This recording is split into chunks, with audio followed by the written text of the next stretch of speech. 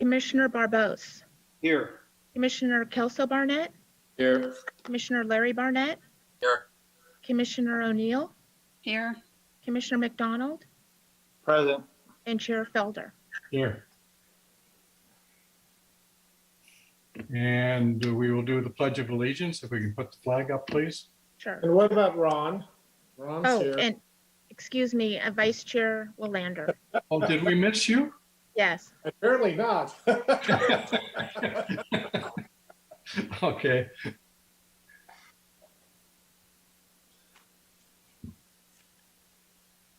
Let's see. Is it coming up? Not yet. Okay. Would you like me to do it? I think I got it, Wendy. Okay. Let's see. There's a flag right next to you, Christina. You could just Yeah. turn the camera. Yeah, I could just turn that around. Okay, Wendy, go ahead.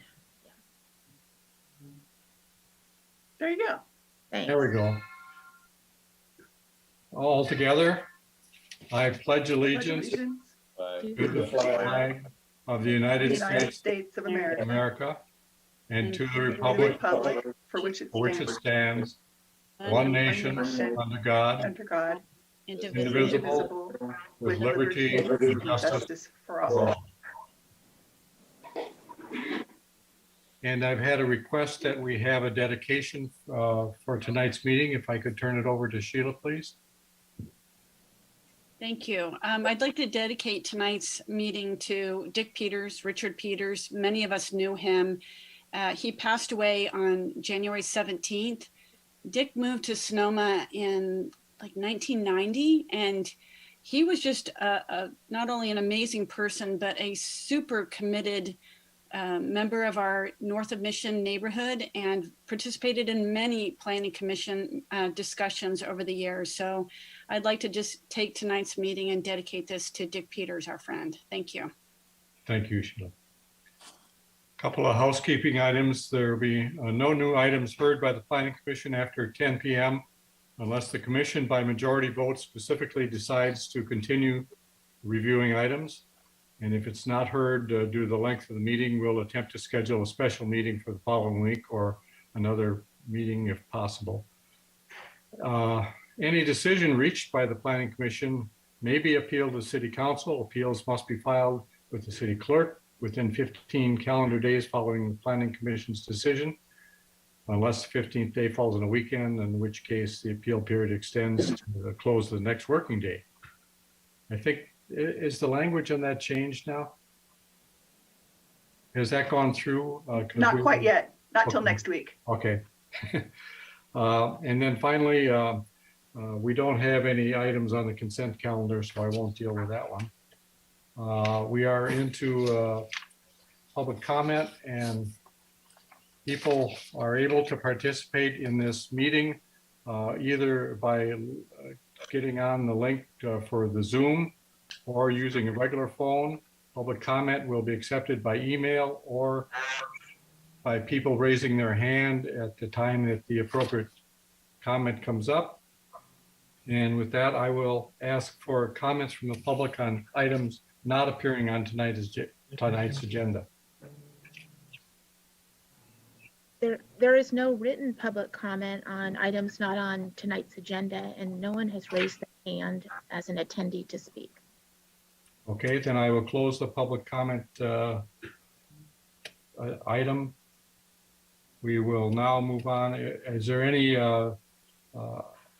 review and acceptance of agenda? Any comments on that one? Seeing none, I'll move on. Late correspondence. All the late correspondence was posted on the website. I did just receive. Hello? Yes. Oh, there is public comment from Ken Brown that is received, but it's on an item that will be discussed. Okay.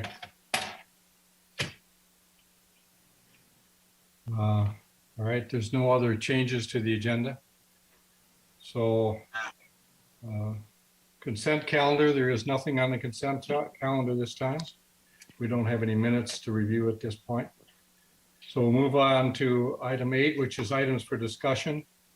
And I am going to call for an election of officers for chair and vice chair. And with that, I will open it up, and I would like to nominate Commissioner Willander for chair. I'd like to second that. Are there any other nominations? Hearing none, let's have a roll call vote, please. Commissioner Barbos, You're muted, Steve. Commissioner Barbos, Yes. Vice Chair Willander, Present. Commissioner Kelso Barnett, Yes. Commissioner Larry Barnett, Aye. Commissioner O'Neill, Yes. Commissioner McDonald, Yes. and Chair Felder. Yes, The motion is unanimously approved. congratulations, Commissioner Willander. And I will now turn the gavel over to you. Yeah, hand it to him. Do we have a ceremonial change in the Zoom caption? We don't even have an unceremonial change without Zoom. We have to change those I captions. will use this sheared off bolt as my gavel. Well, thank you. I believe the next order is to nominate for vice chair. And so at this point, I would like to entertain or seek any nominations for vice chair this evening. I would like to nominate Steve Barbos, Commissioner Barbos, for vice chair. I would like to instead nominate Kelso Barnett and decline the nomination. Okay, we have one offer, one decline, and a second offer. Okay, I'll second Kelso Barnett. Doesn't seem happy about it. Well, Kelso may want to mention something. No, I don't actually. Thank you. I appreciate the nomination. I would prefer not to accept it. So,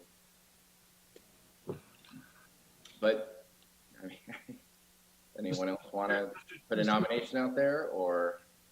Mr. Chair, I could offer that we could defer this particular issue until next month if you'd like. Seems like there's something at this point. That would give us an opportunity for Jim to be present, I suppose.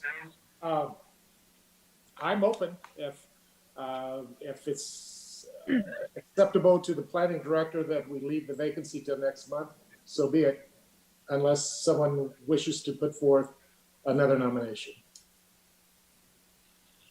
I would like to nominate Commissioner Larry Barnett. I would second that. Okay, Commissioner, Yes, Christina. I was just going to do a roll call unless there Oh. are other nominations. Yeah, let's just see if there's other nominations at this point. If not, then we can do a roll call. Okay. No more nominations, and there's a second. Can we have a roll call, please? Commissioner Barbos, What exactly are we voting on now? This would be for Commissioner Larry Barnett to be vice chair. Yes. Commissioner Kelso Barnett, Aye. Commissioner Larry Barnett, Aye. Commissioner O'Neill, Yes. Commissioner McDonald, Yes. Commissioner Felder, Yes, and Chair Willander. Wholeheartedly. The motion is unanimously approved. Thank you. We were getting down to the bottom of the barrel here, so I understand the dilemma. Very good. All right, with that completed, then we will go ahead and move on to our public hearing. And we'll start with our item 9.1, which is a tentative map application for a large parcel located at 247 5th Street West. And I believe at this time, I would like to have the staff report. Thank you, Chair Willander. It's a pleasure. So this project is located at 241 Fifth Street West, otherwise known as 19241 Fifth Street West. It's the corner of Fifth Street West and La Suenne. It's a large parcel here. They're proposing to undivide the parcel into 2 lots.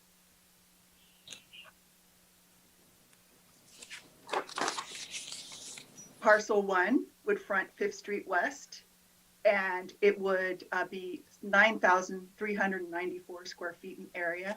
And parcel 2 would front La Suenne Street and be comprised of 7,736 square feet.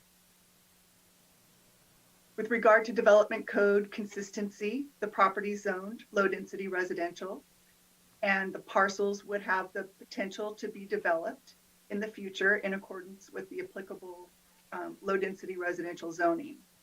The minimum lot size for this zoning district is 7,500 square feet, and both parcels would exceed these standards.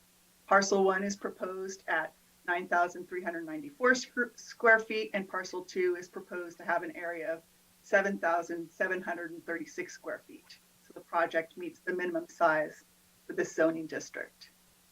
The minimum lot width is 65 feet, and the minimum lot depth is 90 feet, and both parcels comply with the lot size requirements. Parcel 1 would range from about 67 feet to 83 feet wide and 108 feet deep.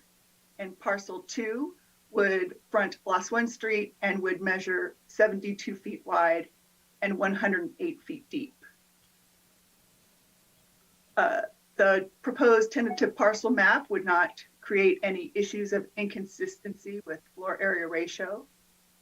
The zoning district has a floor area ratio standard of 0.35.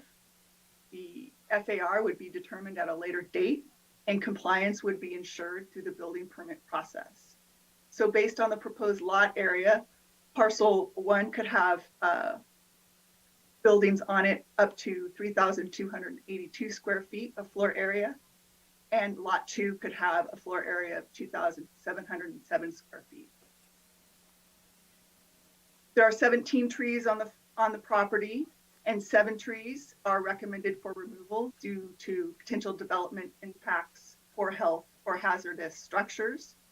The tree committee reviewed the arborist report last week and recommended tree replacement of a 1-to-1 ratio with 15-gallon size trees for all non-oak tree species.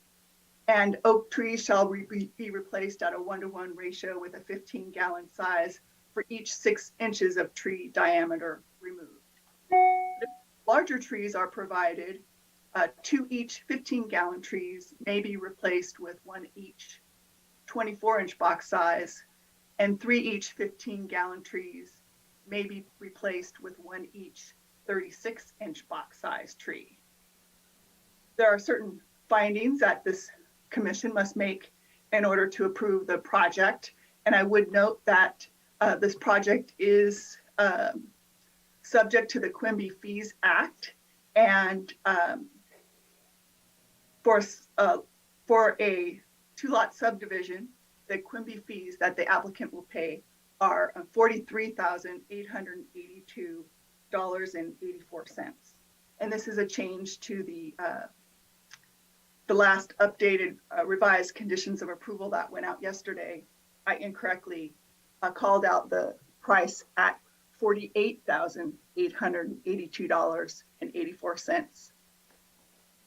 And staff's recommending approve the resolution authorizing the tentative parcel map to subdivide the property into 2 lots, subject to findings and the revised conditions of approval dated February 10th, 2002. And that concludes staff's report. Thank you. Thank you very much, Wendy. Do any of the commissioners have questions for staff regarding item 9.1? Yes, I do. Please, Bob. Wendy, remind me, but wasn't this same parcel up for review or a previous action by the Planning Commission some time ago? I remember that there was a demolition application that was reviewed by the Design Review Commission many years ago. But There was something that we did on this, I thought, but apparently it was not, either it was not a tentative map or we let it expire. boy, I'm not remembering that, but I Well, can certainly do. I guess it's inconsequential now because this is a new application, but Right. I'm pretty sure there was a previous action. Well, your memory is better than mine, that's for sure. Okay. I do remember approving a demolition permit for this site on design review. Thank you. Any other questions of staff? Seeing none, is the applicant here and wishing to speak? So if the applicant is attending the meeting, could you please raise your hand so we'll know to promote you to a panelist?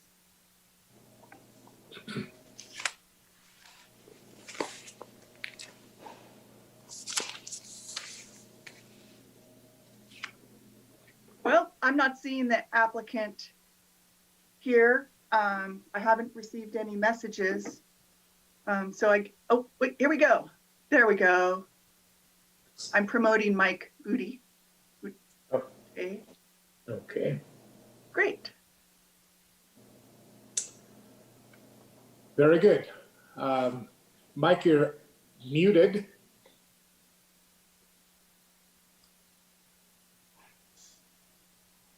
Okay, welcome, Mike.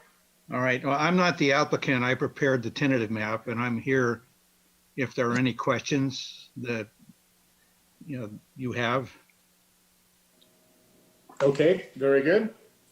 With that in mind, commissioners, any questions for Mr. Boutai?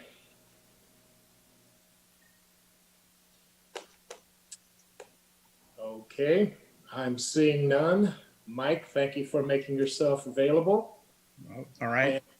At this point, I'll open it up for anyone from the public that wishes to speak. There is So no, if there's anyone in the public that wishes to speak on this item, please raise your hand and we'll unmute you.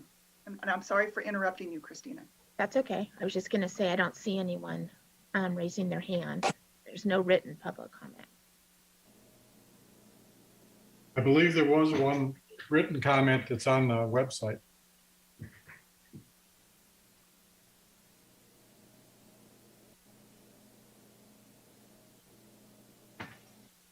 Okay, seeing that there is no one from the public wishing to speak, I will close the public portion of this item and we'll bring it now back and open it up for discussion amongst the commissioners.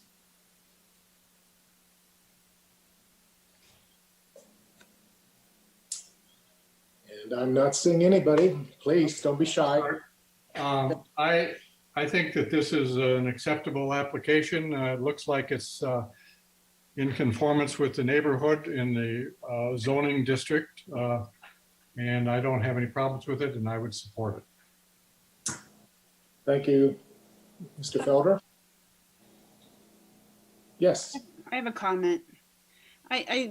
Before I was on the planning commission, I think there was a similar lot split that was done for a property a little further south on 5th Street West for John Curry, where I think it was on Junipero Serra. And I have to say that one turned out really well. So there's nothing in here that's sending off alarm bells, and I would be in support of it. Thank you. Anyone else like to speak to this item? I had just one question. It has Yeah. to do with also a parcel that was developed a little bit further down the road. I'm sorry, I don't have my video on.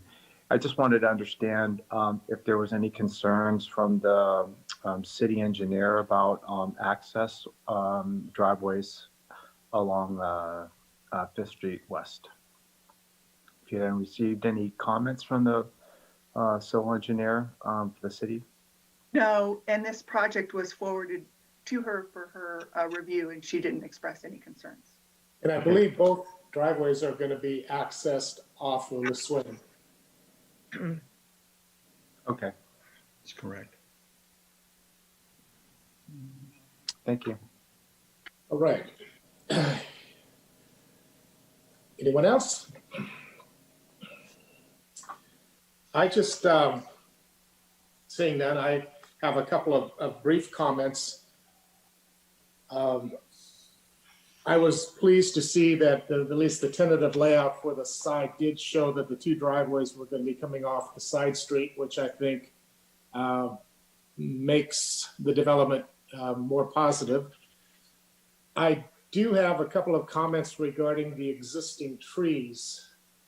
I had a chance to review the arborist report, and then I actually went to the site and did a brief inventory. And I do take polite exception to the findings in that, at least from my perspective, the majority of the 17 trees are what I call weed trees or trash trees or trees that have not typical high value. But two of the 7 trees that wish to be removed or are being requested to be removed are on the south property line, and 2 of them are oaks. And whereas some of the trees that are going to remain are an acacia and a ligustrum, which is a privet, and those are both, at least in the eyes of this individual, not high value trees. So I do not support the removal of those 2 trees, in part because the arborist report states that they are in good health. So it's not an issue that they're about to fall down. And 2, that I believe the applicant needs to be a little bit more flexible on the site layout of the ADU and give a little bit more space away from the property line if there's concern about disrupting the tree or potentially damaging it to the point of decline.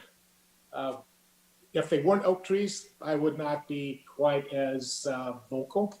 But I think given the context of Sonoma, the setting of Sonoma, and I guess the net result is we're left with a couple of trees that are of modest visual value, I would support to keep the 2 trees.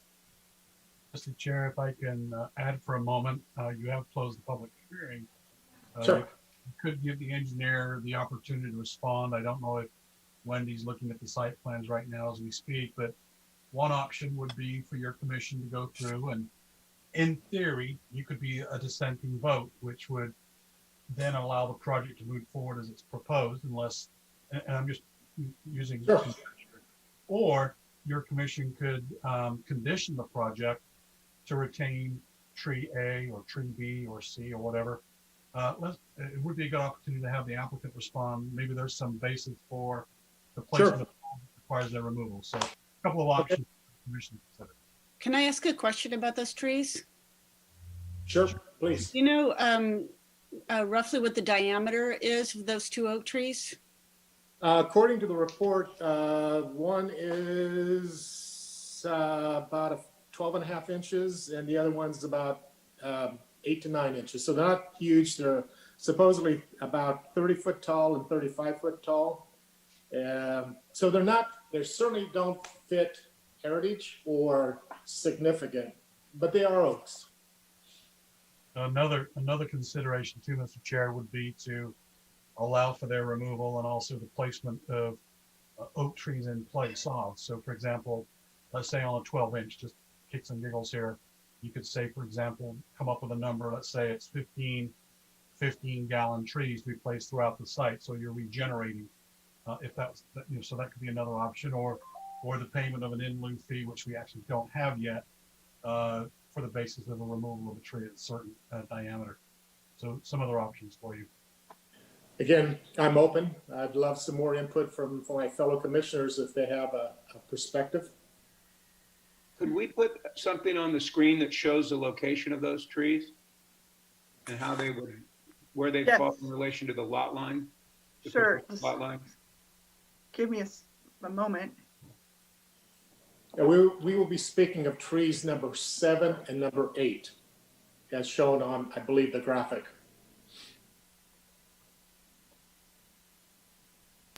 Mr. Chair, Yes. I support your intentions of retaining these trees, and I'm anxious to hear the comments of the representative of the property owner on whether or not there's flexibility about the site design. Very good.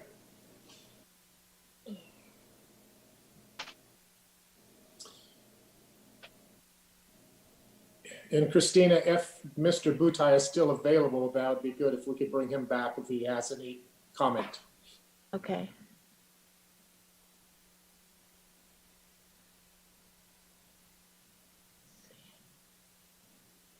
There it is. Yep, I just went past it.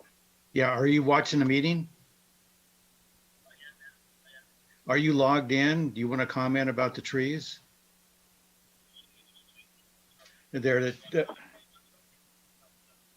yeah, we're one show. I'm not sure why they're slated for removal since I didn't do the tree report. There we go. Oh, stop. Perfect. Okay. Right on the property line, trees number 7 and 8, which appears to be adjacent to the ADU associated with a corner lot.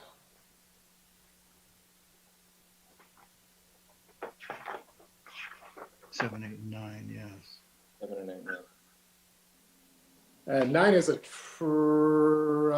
acacia, which isn't even good for firewood.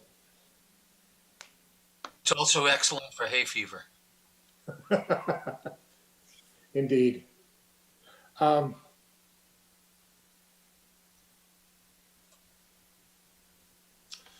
on trees 7 and 8, the arborist felt that the removal was required due to significant development impacts. And that's where I take exception to the arborist's comments, because I'm not quite sure I see where the impacts to development are. Mr. Chair, is it your thought that those trees could survive with that development that's presently proposed? To the best of my memory, as I reviewed the site this morning, the area to the adjacent parcel is in an area that isn't developed against tree roots. So you'd like to think that the tree roots to the south are in an okay condition to continue to grow well.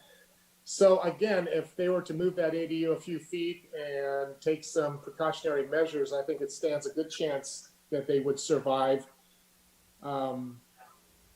I may not be seeing something that the arborist saw, although his report is he qualifies his report to say that it's principally a visual inspection and not something that goes beyond just a look. Director Storr, can we move the project along and just simply put a condition on it? And would the applicant have an opportunity to provide clarity, or what options do we have without necessarily either? I'm not particularly interested in holding the project up per se. I think that it does meet, and I agree with my fellow commissioners as to its appropriateness. But I also think that with a little bit of creative thought that those 2 oaks could be saved. And as far as I'm concerned, they could take out 2 of the other trees as replacement takeouts and just keep the oaks. Looks like the project architect has popped up and might be able to comment on this. He's in the chat room. Oh, good. Excellent. Oh, I see a comment that looked occurred. Yeah, Mr. Chair, if you can read those out, because I'm sure the members of the public are not able to access that. I would be happy to, but unfortunately, I do not see him on my screen. Yes, good evening, commissioners. My name is Juancho Isidoro. I'm the architect involved in the project. We are flexible with relocating the ADU for lot 1. Great. Perfect. Okay. Mr. Great. Chair, in response to your question, you could defer the relocation of that unit to staff so it doesn't impinge on setbacks and things of that nature. If there's a concern that even with the location, those trees will not survive, we could then come up, if your commission is willing to defer to staff, we could come up with an appropriate number of replacement trees, if it's certain that those trees will not survive development regardless of where the ADU is placed. Well, it looks like they could relocate the ADU and wouldn't even need to get to that, doesn't it? Yeah, I mean, that's the hope, obviously, but I'm trying to figure out a way so that it doesn't come back. For example, if their arborist says, nah, no matter where you put it, if it's 20, 30 feet outside of the canopy, no problem. But if it's within the canopy, I think that's what I'm hearing from Chair Wander, that, pretty much the root systems are coincident with the canopy. Well, here again, I took a cursory look, but I would be supportive of the idea of if the applicant is flexible. I think we're just talking about doing an adjustment of, could be as simple as 4 feet, because as long as they don't get a cowboy general contractor who gets on a backhoe and just goes to town, I think they stand a good chance to being okay. So I would welcome some more input from my fellow commissioners, or if based upon Director Stoer's comments, if anyone would like to offer up a motion. Mr. Chair, if I could just give you some proposed language, and I'm glad we're recording because I won't remember it after I said it. There could be a condition added that says prior to issuance of a building permit, or no, let's back up. Prior to recordation of a parcel map, the applicant shall provide for the relocation of the ADU for the satisfaction of the planning director. That works for me if someone would like to pick up on that motion. I also think a condition should be added to the tree conditions of approval that trees 7 and 8 shall be retained. Specifically, okay? I would move to incorporate the language proposed by Planning Director Storer and the addition proposed by Associate Planner Atkins for the approval with these conditions. Is there a second? Second. Further discussion? Hearing none, may I have a roll call? Commissioner Barbos, Yes. Commissioner Kelso Barnett, Aye. Commissioner O'Neill, Yes. Commissioner McDonald, Yes. Commissioner Felder, Yes, Vice Chair Willander, or excuse me, Vice Chair Larry Barnett, Aye. and Chair Willander. Yes, The motion carries 7-0. very good. Thank you very much. Just for the record, Mr. Chair, you do now have the title. I'm sorry? You have the title now. You are chair on the computer. Okay. Very good. Well, we will then close the books on item 9.1.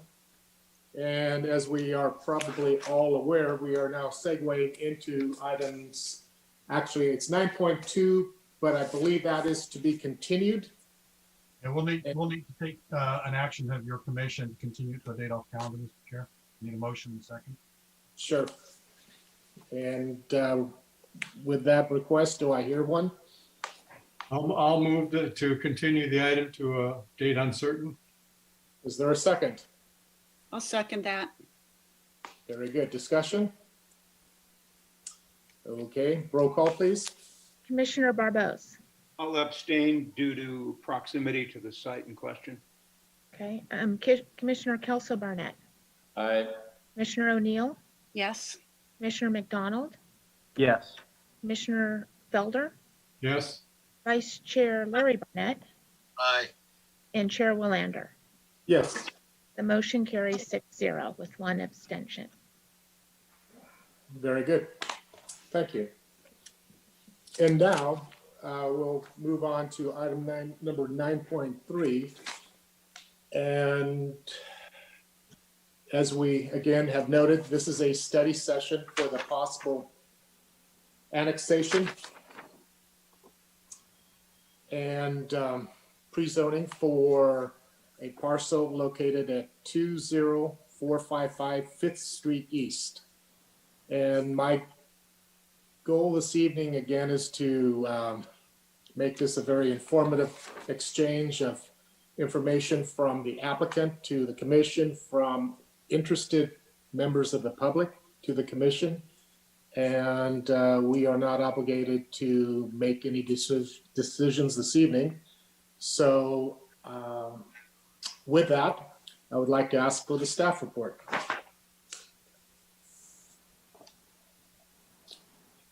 Thank you all. Can everyone see my slides?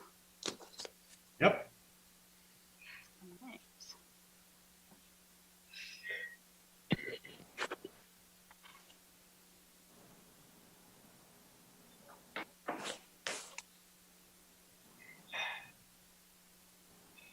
All right, as Chair Willander stated, we are here tonight for this item to discuss annexation and pre-zoning application through a study session at the property located at 20455 5th Street East, assessors parcel 128281013. The project is located at the corner of 5th Street East, that's sort of the northwest corner of 5th Street East and Napa Road in unincorporated Sonoma County. The project site is located in unincorporated county, like I just mentioned, so it's outside of the city limits. It is within the sphere of influence for the city of Sonoma. The site totals 2.88 acres, is relatively flat. It's currently developed with 4 structures that total approximately 4,000 square feet and includes 1 single-family residence, an attached 2-car garage, some additional storage and agricultural structures, and there are also 2 wells on site. Surrounding land uses to the north include single-family residential in the city of Sonoma that is zoned residential Sonoma. To the south is single-family residential development in unincorporated county, and to the east, single-family residential in the unincorporated county as well. To the west is single-family residential in the city of Sonoma with a zoning of medium-density residential. Excuse me, Christina, this parcel is also currently included within the urban growth boundary, am I correct? I will have to double check on that. Yes, it is. Here's an aerial, a closer up aerial of the project site. The project is zoned, designated by the general plan as mixed use. It is this corner right here in purple. It's also identified as an area of change in the general plan. And it has 58 units that have been allocated through the city's growth management allocation process. There's a map of the surrounding zoning. The dark brown to the west is the medium density residential, and to the north is residential Sonoma. So there are 2 requests before the planning department that we're processing. An application was submitted approximately a year ago for the annexation and pre-zoning. We are in the beginning of a CEQA process, and that process will be looking at the future development of the site. We do not have any current applications for development, so the entitlement that is up for discussion at the study session tonight is the annexation and pre-zoning. And that would be incorporating the project site into the city of Sonoma. The request is for the site to be zoned mixed use, which would be consistent with the existing general plan designation. The mixed use zoning designation would allow for the development of new multifamily residences, such as apartments and condominiums, both separately and in conjunction with commercial and office development. The applicant has submitted some conceptual site plans that anticipate the demolition of all the existing structures and the construction of up to 59 dwelling units distributed through 6 2-story buildings. The buildings would be arranged around a vehicular drive aisle in a common open space area.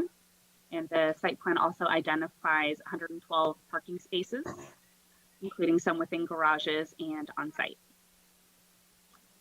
Overview of the site plan, conceptual site plan that's been submitted by the applicant. And the goal tonight with my presentation is to give them the opportunity to go over the site plan in depth. My presentation is going to be relatively brief tonight. I just want to orient everyone to the process. I have some photos of the site. This is the entrance as you come in off 5th Street East currently. Here is looking backwards towards 5th Street East. So the land that you're looking at across the street is in the county. This is looking north on 5th Street East.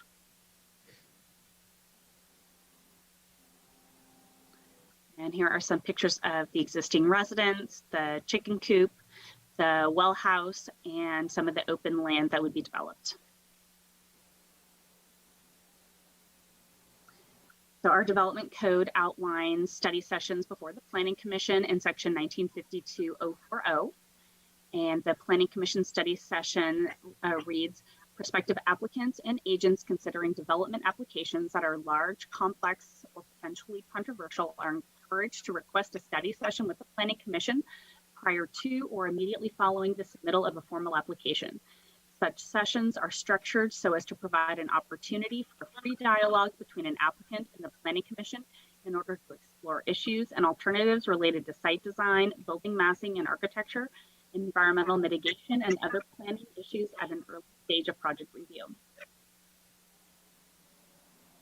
On March 10th, 2016, the Planning Commission adopted guidelines to assist applicants and the public to understand the format of a study session. The adopted purpose is for study sessions are to encourage and to provide an opportunity for early feedback on a project concept by the Planning Commission and the public prior to and immediately after filing an application. Study sessions are appropriate for development proposals that are large, complex, or potentially controversial. Planning Commission feedback provided in a study session will focus on site planning, compatibility with neighborhood uses, overall consistency with general plan policies and development code standards and guidelines, scale and mass, potential significant environmental impacts.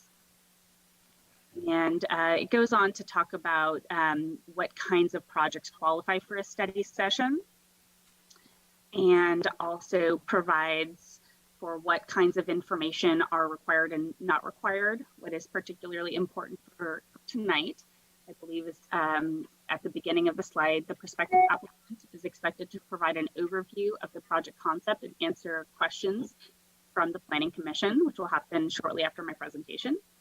A study session is not a formal public hearing. The Planning Commission chair has the discretion to invite the applicant to return for further comments and questions following initial comments from the public and the Planning Commission. Similarly, the Planning Commission chair has the discretion to invite additional comments from the public after initial feedback from the Planning Commission has been given. Comments on a study session item should be directed towards the project proposal. So the study session provides an opportunity for commissioners to identify potential issues or concerns. Commissioners will refrain from making statements of absolute judgment, as these could be considered expressions of bias. And the required materials were the project narrative and have all been uploaded on the project site for the public and commissioners as well. We don't have FAR sizes of units, things like that, because the application is for an annexation and rezoning. We do have a site plan and the written narrative, and there's a large number of technical studies that accompany the project materials as well. After my presentation, and I'll defer to Chair Willander, but my assumption was that we would open it up for the applicant to give a presentation, and then Planning Commission questions and comments, and then open for public comment. But as I just stated, that is up to the discretion of the chair. Very good. Thank you. Chair, if I could Go ahead. Yes. please, to Christina's presentation on her last slide. Before this one here, penultimate slide, you'll see that she underlined the comments should be focused on a project proposal. And in light of the number of comments we've received, those have been coming in, as you've seen, regarding a very specific project and a certain amount of density. While that is very informative, and I'm sure you'll hear that tonight, this is not a discussion for a study session on a project that includes 59 units with the design that we saw in the conceptual plan. I believe the applicant is asking for pre-zoning and annexation only, and that at some point in the future, upon annexation, that a development plan, whether it's a use permit or some other, would come in with a project that may or may not look like the conceptual that you're seeing this evening, to which you've already received a lot of public comments. So I'd like to make that point very clear, that tonight is not a discussion on the design of a project. It could be a discussion on the design of a possible project, but clearly we do not have that before the commission at this time. Thank you, Mr. Chair. Mr. Thank Chair, you. Please, Larry, go ahead. Planning Director Starr, could you, based on my perusal and reading of the letters that were submitted by the public on this project, could you just briefly outline where CEQA fits into this process and the timing of consideration under CEQA? Because there seem to be assumptions that people are making about the sequence of events and when CEQA actually kicks in. Sure, thank you. So the applications Christina mentioned, it was submitted about a year ago. From that time, once we have the application in our hands, we review the application for submittal. Completeness and incompleteness is a matter of the Permit Streamlining Act. Once a project has been deemed complete for processing, we then begin the environmental review process. And that's taken some time, admittedly, to get consultants on board, which we've done. Christina has been orchestrating that effort. And we're at a point where we were in the process of preparing an initial study. And if I can just explain a little bit about that process under CEQA, the process of reviewing a project can take the form of initial study that will have two outcomes. Number one, there can be a statement of a negative declaration that means there are no significant impacts on a project. And then the second is to prepare an environmental impact report. And we've been proceeding until recently on the notion that we would conduct the initial study and see what that outcome is, whether it is a negative declaration or a mitigated negative declaration or an EIR. We have not made that determination yet. However, there is a process under CEQA where you can forego a whole initial study process and go straight to an environmental impact report. We hadn't done that because we wanted to see the outcome of the initial study. Clearly, we've received a lot of public input that could take the argument beyond the need to complete the initial study at this point and move forward with an EIR because of the public controversy surrounding the project. But as a staff, we have not made that determination yet. Part of this study session will help inform that decision. Christina, can I ask you to stop my screen share? It's not letting me for some reason. Chair Wander, I have a question. May I go ahead? Yes, go ahead. Planning Director Storer, when it comes to the EI or the CEQA process, is that a decision that planning staff makes, whether it goes to EIR, or will the Planning Commission have any input on that? That's typically an administrative staff function, and clearly you will be able to review the project as we make a presentation to you, and you as the Planning Commission could argue that staff has made an error in its judgment, and if we had presented to you an initial study and then the outcome would be a proposed negative declaration, the Planning Commission could direct that that negative declaration is not an adequate document pursuant to CEQA and direct the preparation of an EIR. If, for example, alternatively, if we prepare an EIR and come before the Planning Commission, your option at that point would be kind of limited because it's very typically you don't take an EIR and say, no, that's the wrong document, go prepare a negative deck. Right. Okay, thank you. Any more questions of staff? And it'll be a lot easier when we get our screen back so I can see everyone's smiling faces. Sorry, I have two monitors and I couldn't do the screen share when my presentation was up. Yes, and Mr. Chair, I don't know if Mr. Vice Chair Barnett had his question answered, and that was yes, the property is within the urban growth boundary area, one of them. Any more questions of staff? I have one. Please.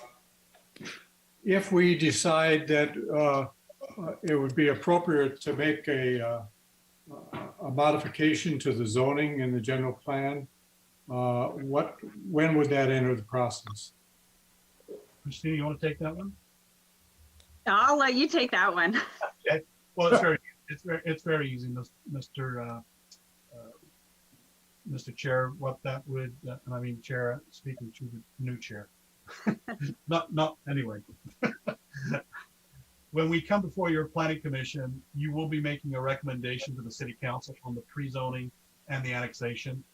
And we will have a recommendation to your commission as to whether the zoning that's been proposed by the applicant is sufficient for our purposes as a staff, as far as its consistency with the general plan.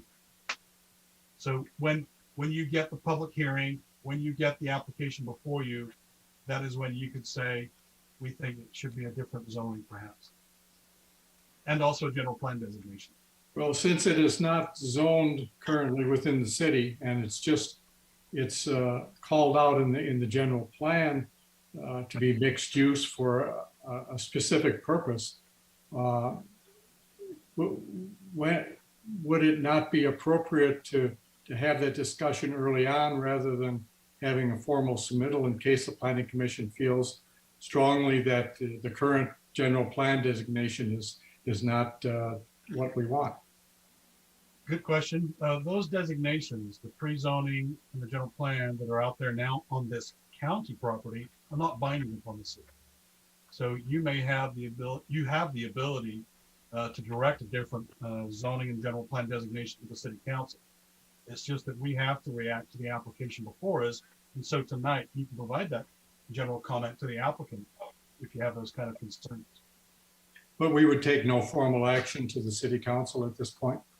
Not as a result of this study session, no. Thank you. When that opportunity comes before you as a public hearing. Mr. Chair, Vice Chair. Yes, go ahead, Larry.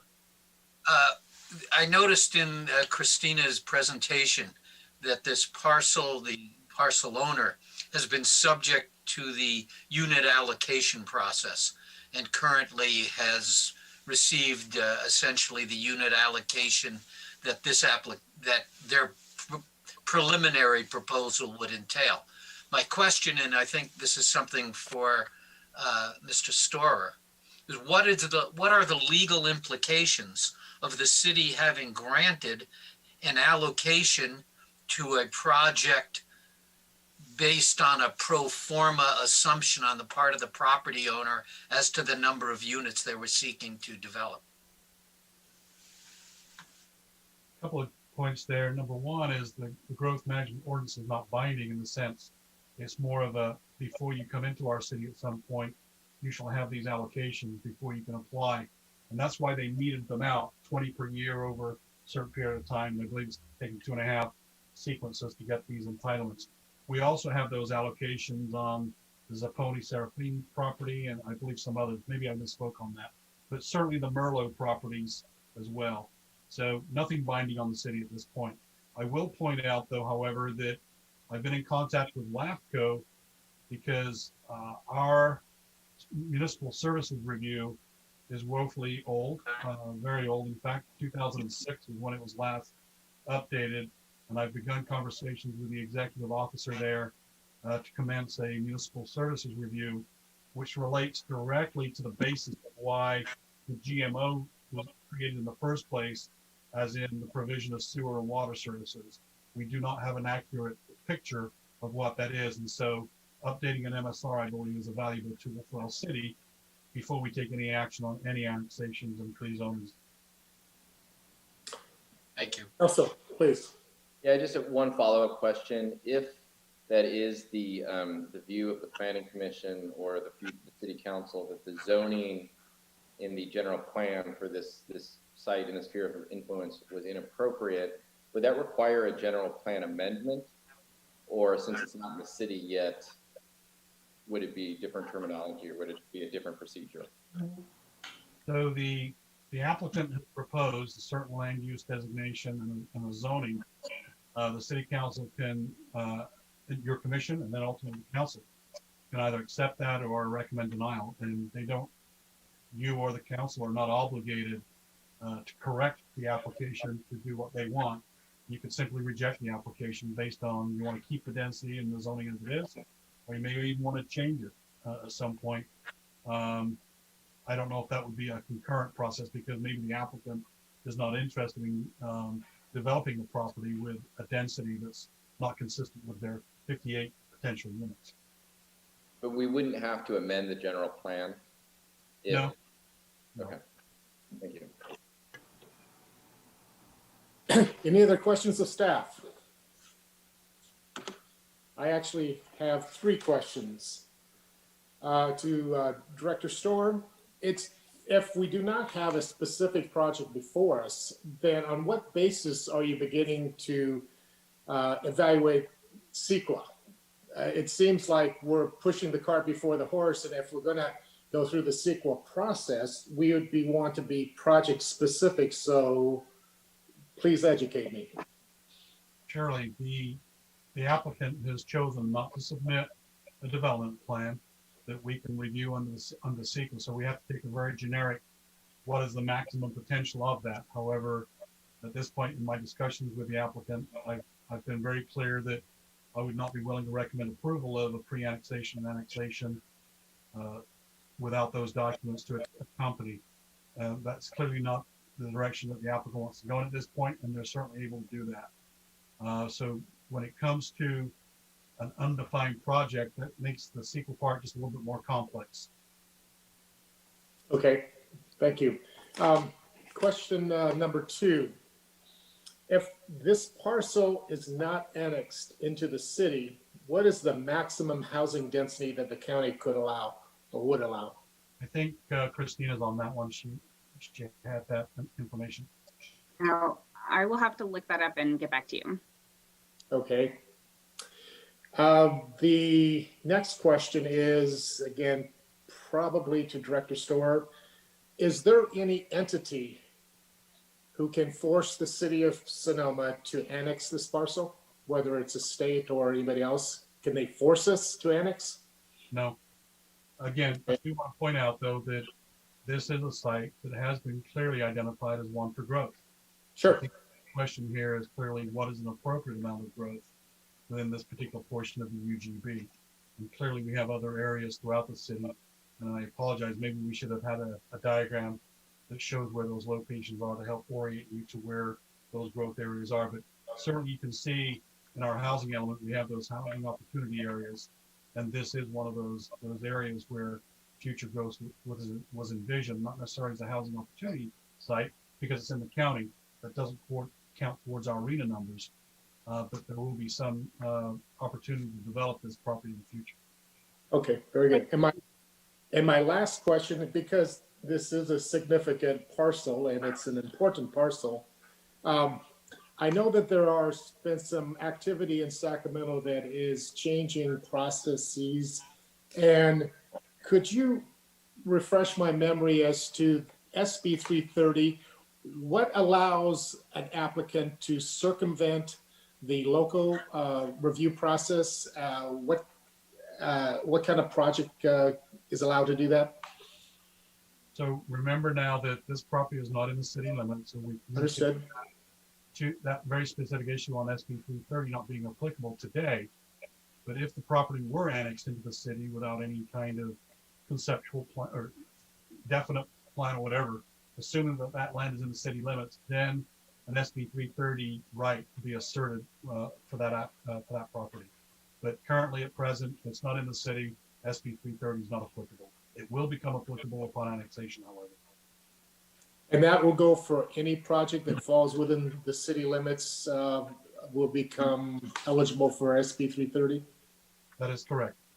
And you may recall, Mr. Chair, that SB 330 allows an applicant to submit a property with a preliminary site plan. And then within 180 days, they can do a formal application. At that point, the city's discretion is more limited, and that we would have no ability to get into design. It would be almost a design by right allowance. Very good. And just to reiterate, Yeah. what you said, Mr. Storer, in response to this question, if this property was annexed without a development plan associated with it, any subsequent development plan would be submitted and we would be subject to SBC 330 or SB 330 and therefore fall into that procedure you just described. Yeah, and if you recall, there's other pieces to it. Thank you, Mr. Barros. The issue here is that we'd also be limited to a certain number of hearings as well. There's many pieces to it that go into SB 330, and we can certainly go into those a little bit later on tonight if you choose. But if that seems fairly significant in reference to this project without a development plan, because if it gets annexed without a development plan, our hands would be, I wouldn't not necessarily tied, but your discretion is limited. Our discretion would be severely limited by virtue of the sequencing, whereas if we knew what the proposed development was, we would have a better handle on it before we decided to annex or not. That is correct. Through the chair, I had a question for Director Storr. Please. Is there any language in our general plan or our development code that says that when we're talking about development, that there's a priority to look at properties that are identified for housing within the city limits first? Like if, for example, if there's opportunities, we would prioritize those that are in the corporate boundaries first before we annex? I don't think there's a preference, but I think it's always good public policy to exhaust every opportunity you can inside the city limits. There has to be a compelling reason to annex and not being premature development, so to speak. But I think it's good public policy to look at our housing element with respect to the sites that have not yet been developed. And I say this because under the new RENA process for cycle 6 that's coming upon us for the years 2023 to 2031, and I'll talk more about this in my director's report as to the number of units that will be required, but we will have no ability to use any of the identified sites from cycle 4 and the cycle that we're in now that have not been developed. We won't be able to plunk those into the RENA number and say, aha, we've got them. HCD takes a dim view of that because they basically say you've had 2 strikes. You're not going to get away with it this time unless you rezone those sites to multifamily, allow design by right, and you do it within the first 3 years of this new cycle 6. So we're going to have a yeoman's effort to have to try to find and identify sites outside of that rubric. Thank you. And then the other thing has to do with the LAFCO agency, which is separate from the city and acts for the county. Does staff have any idea? I haven't worked with annexation in a long time. What LAFCO findings need to be before they allow for land to be incorporated? For example, do they prioritize and say, look, there's other properties that have the capability of being developed, so this is a low priority for our annexation?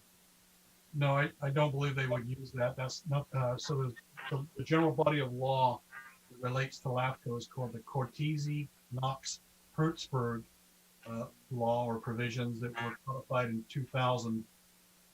The basic tenets of that says basically there's 2 ways to get to them with a proposal of reorganization, which an annexation is considered a reorganization, if you will, whether it relates to cities, counties, special districts, or whatever, like a fire district or a water district or a water agency. The point being is there's 2 ways to get there. Number 1 is through petition of the applicant or the property owner, go directly to LAFCO, or you go through the municipality. In our case, that's why the application is before us, because they're wanting to get the city council to provide direction to us as staff to apply to LAFCO for an annexation, in this case, the Doyle project. And it'll be us knocking on the door for LAFCO saying, we think this is the best thing since sliced bread. Please annex this property, at which point they then say, is it consistent with Cortese-Knox-Hertzberg?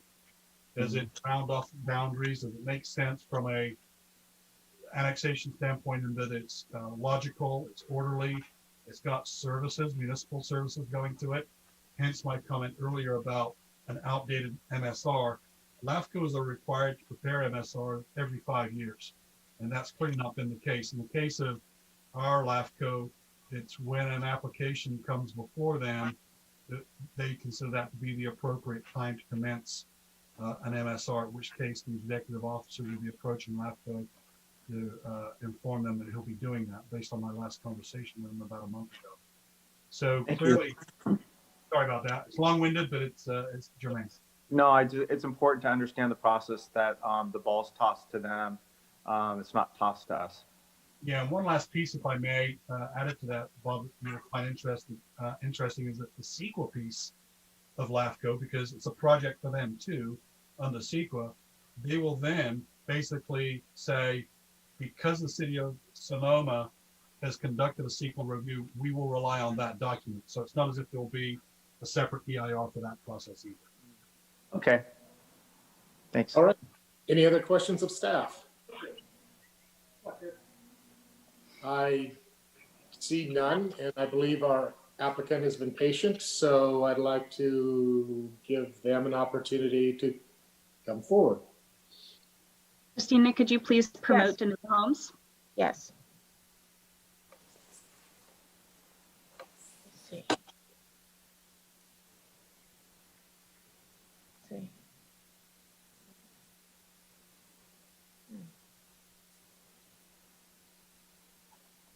Let's see, what are they?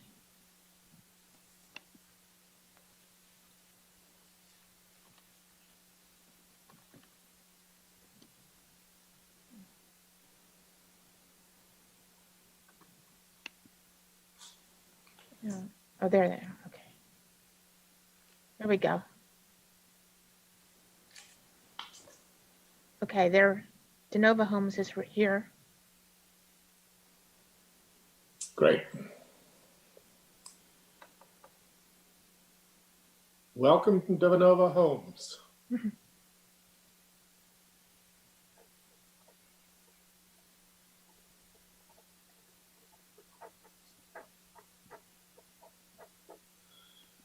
Well,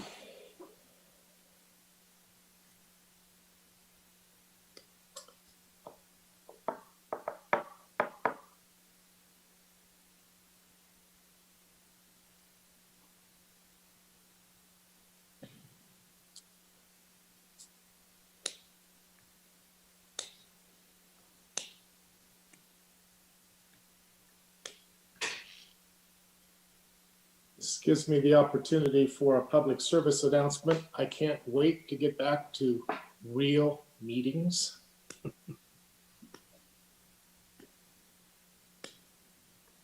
Don't hold your breath. Christina, it looks like there's 2 DeNova Homes. It looks like there's one in the attendee still. Yeah, I allowed them. Okay, let's see. Well, I think if you could hold your breath, you could have in-person meetings. Good So point. They're all meeting at the impeachment trial currently inside.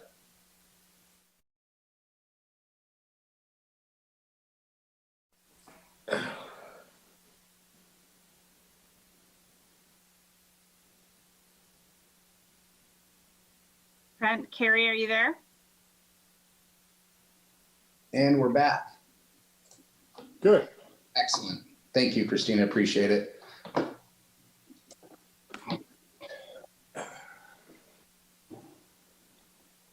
There we are. Very good. Very good to see you all here this evening.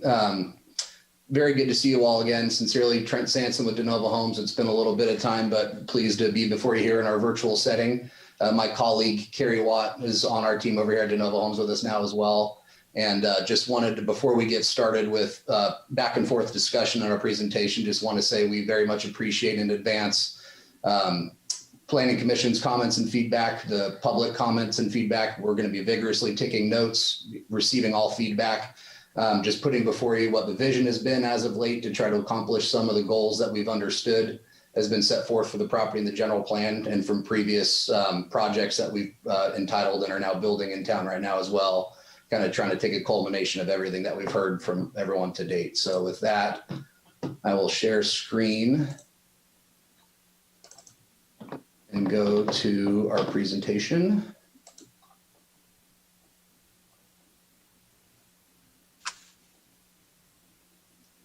So Christina did an excellent job given the high level background of the property and its context of the area. So in order for us to get more into the workshop session of our study session this evening, I'll kind of breeze through some of these slides as we're anxious to get everyone's feedback and thoughts and comments for us to take everything we've received this evening to go back to the drawing board and figure out what is best for this property that the Planning Commission, community, and ultimately City Council will desire to see. So as Ms. Tierney mentioned, we are looking at the Doyle family property at 20455 5th Street East, bound by Jones, Napa, and 5th Street East. It is located on the southeastern corner of the property, designated in the general plan as MX for mixed use, which for a point of reference to a similar project with a similar designation, our Oliva Apartments project on the opposite side of town at 655 West Spain Street has the same designation as this with 20 units per acre for apartment condo style development. As Ms. Tierney and Mr. Storr mentioned in their staff report and answering questions, our application up for discussion this evening is our pre-zoning and annexation application for the property that we've been working on diligently with city staff for a bit of time now. We were deemed complete back in February 2020, and since then have been providing to the best of our ability the necessary information needed for a CEQA initial study, conducting and assuming the maximum development potential for the property, just for assuming all maximum impacts if the property were to be developed at its maximum allowed density. So I believe Chair Willander, you asked earlier about materials provided. We provided conceptual site plans illustrating access, points of connection, improvements, conceptual elevations and street scenes for aesthetics and height considerations. Have provided all of the biological, arborist, archaeological, historic, environmental, and the city is conducting its own traffic study as well based on the maximum potential development. So that is controlled and transparent fully by city staff on that process. As we understand, traffic is always one of the most controversial items with any development throughout the greater Bay Area. So all of those items have been given and are being analyzed by city staff and their CEQA consultants as part of the initial study. So as part of our pre-zoning and annexation application, we've submitted to pre-zone with MX because that's what the general plan has had in it to date. So wanted to make sure we were consistent with the goals and the policies and the vision the general plan had set forth for the property. And the city has demonstrated by going through over the years, the Doyle family obtaining their 58 allocations for the property consistent with that MX designation. Should it be supported and should the property be annexed under the MX designation, we fully intend to have all development standards conformed for the property, where we can't go more than 2 stories or 36 feet, and try to make sure the style is reflective of the surrounding areas while being consistent with that designation. Here's a little bit of a zoomed in section of the general plan showing the property locations that doesn't show up on the general plan, but this is the Jones Street connection, and here is the Doyle family property in question, which is mentioned before is within the sphere of influence urban growth boundary. And as mentioned before, even though the city's MSR is a little bit old, we have gone through and worked with the Public Works and Engineering Department on a water capacity analysis to ensure that the city would have adequate water supply for the maximum density on this property. All of that has been done with Director Colleen Ferguson to confirm all of that with their own city studies to confirm water capacity is there. And we've also been actively engaged with the Sonoma County Water Agency as well to confirm there's adequate sewer capacity and treatment facilities to support development of this property. And we have confirmed that is all there and subject to any future Planning Commission and City Council support to annex the property. If it is such, LAFCO would then have Sonoma County Water Agency follow behind to be annexed into their sewer service district as well. So we have been making those rounds and efforts to ensure that the development potential can be supported by the infrastructure in the area. As mentioned, the sphere of influence. I'll just go ahead and get to our site plan so we can get into our conversation and back and forth as we've talked about the density for the property, what MX allows for, and trying to pre-zone to be consistent with the general plan. Just a couple of questions that I tried to answer in the chat room earlier, if it was all up on your screens, but for confirmation, we have done our due diligence with the county.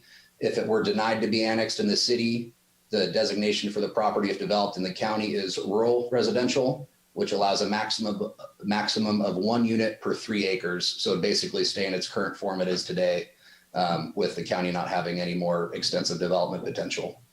As mentioned, it's an area of change. As it relates to the housing element, the property has designated, the city's general plan has designated it as an opportunity site for 10 to 20 dwelling units per acre for a maximum of 58 or 59, depending on your gross acreage calculations.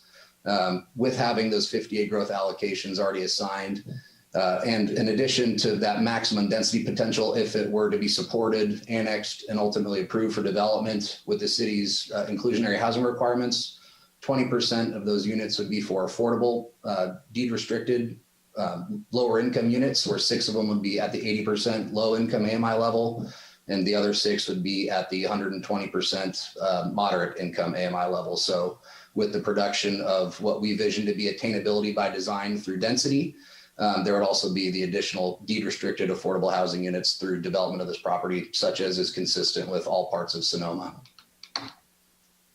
Back in May, after our application was deemed complete, we did the best we could to try to host our own neighborhood workshop. As we always try to make it a standard practice at DeNova Homes, but naturally with COVID, it was very difficult. So what we did is tried to hold our own webinar after sending out mailing letters to the neighbors within a 300-foot radius of the property.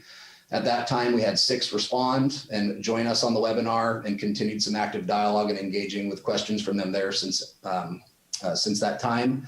And then after being approached by the local newspaper and obviously the potential of this property being developed, hitting the local news and us being before you all here this evening, Carrie and I have gone through every single one of the, I think, almost 60 public comments that have been provided, and we are going through them with all sincerity and trying to digest and go through them as best we can to, after receiving direction from the Planning Commission, determine the best way to go about addressing everybody's concerns while the city goes through their initial study to determine the potential impacts from this property that can be mitigated or not mitigated.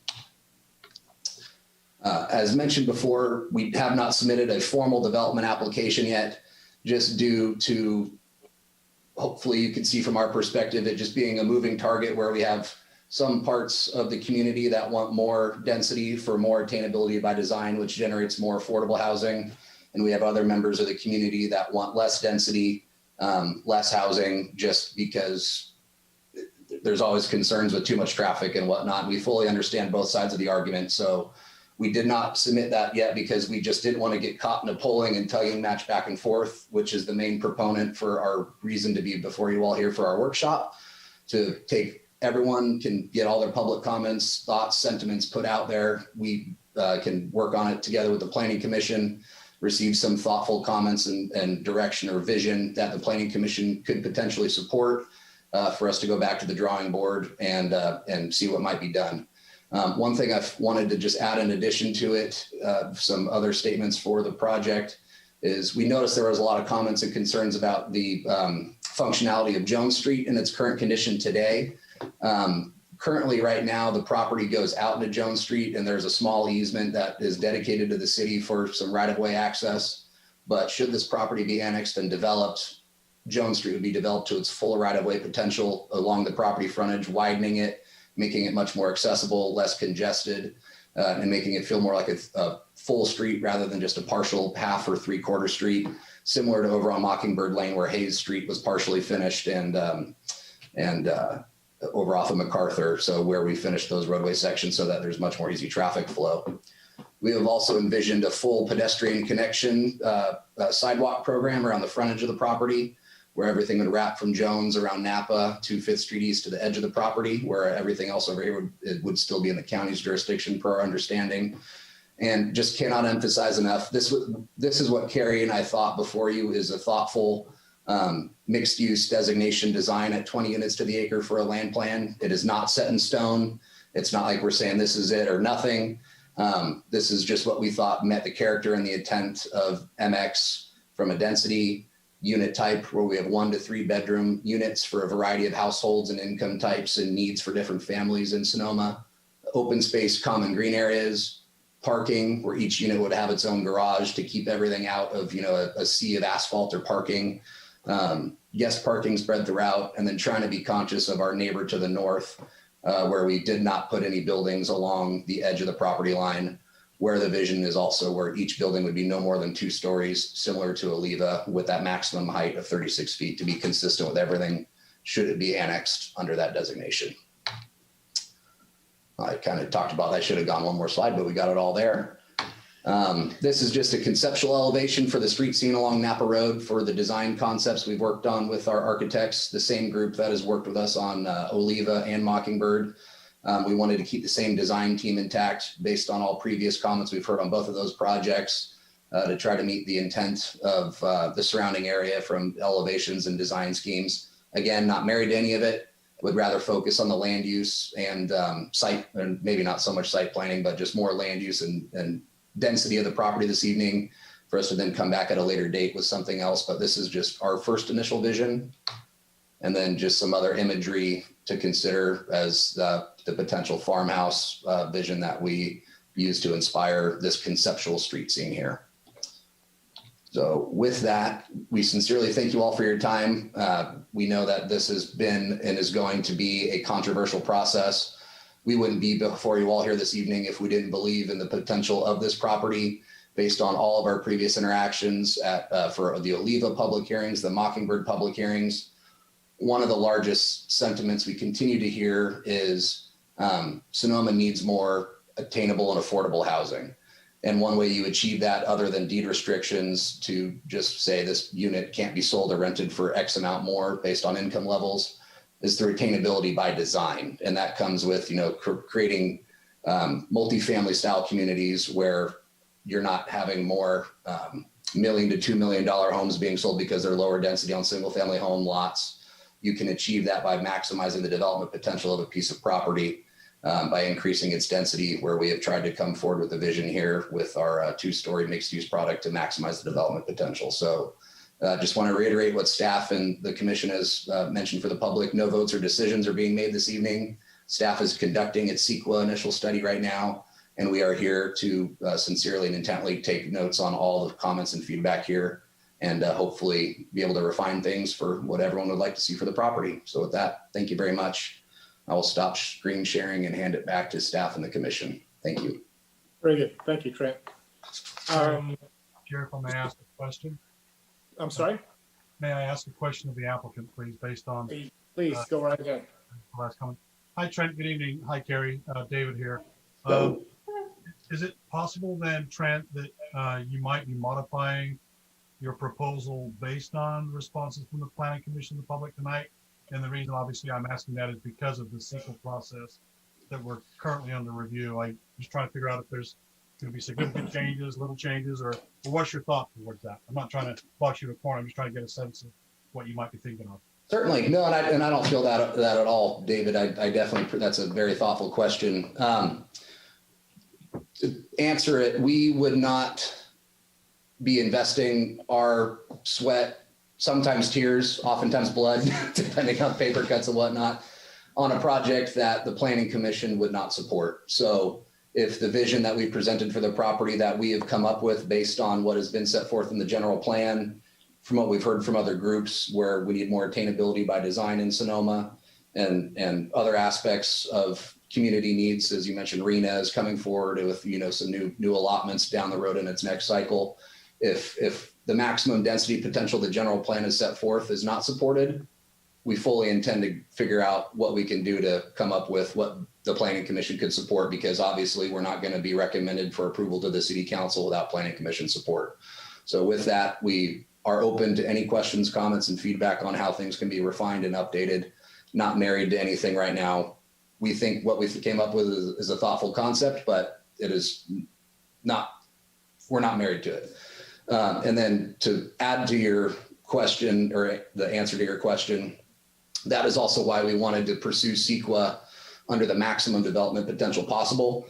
So that would be covering the maximum development at 58 or 59 units, excuse me. And then if it were to be anything less, you knew the impacts have been analyzed based on maximum development potential. So say if the Planning Commission and Council do not support 58 or 59 units, the initial study has been conducted based on that. So you know if anything less, the impacts are going down rather than having to be reanalyzed if things are going up later.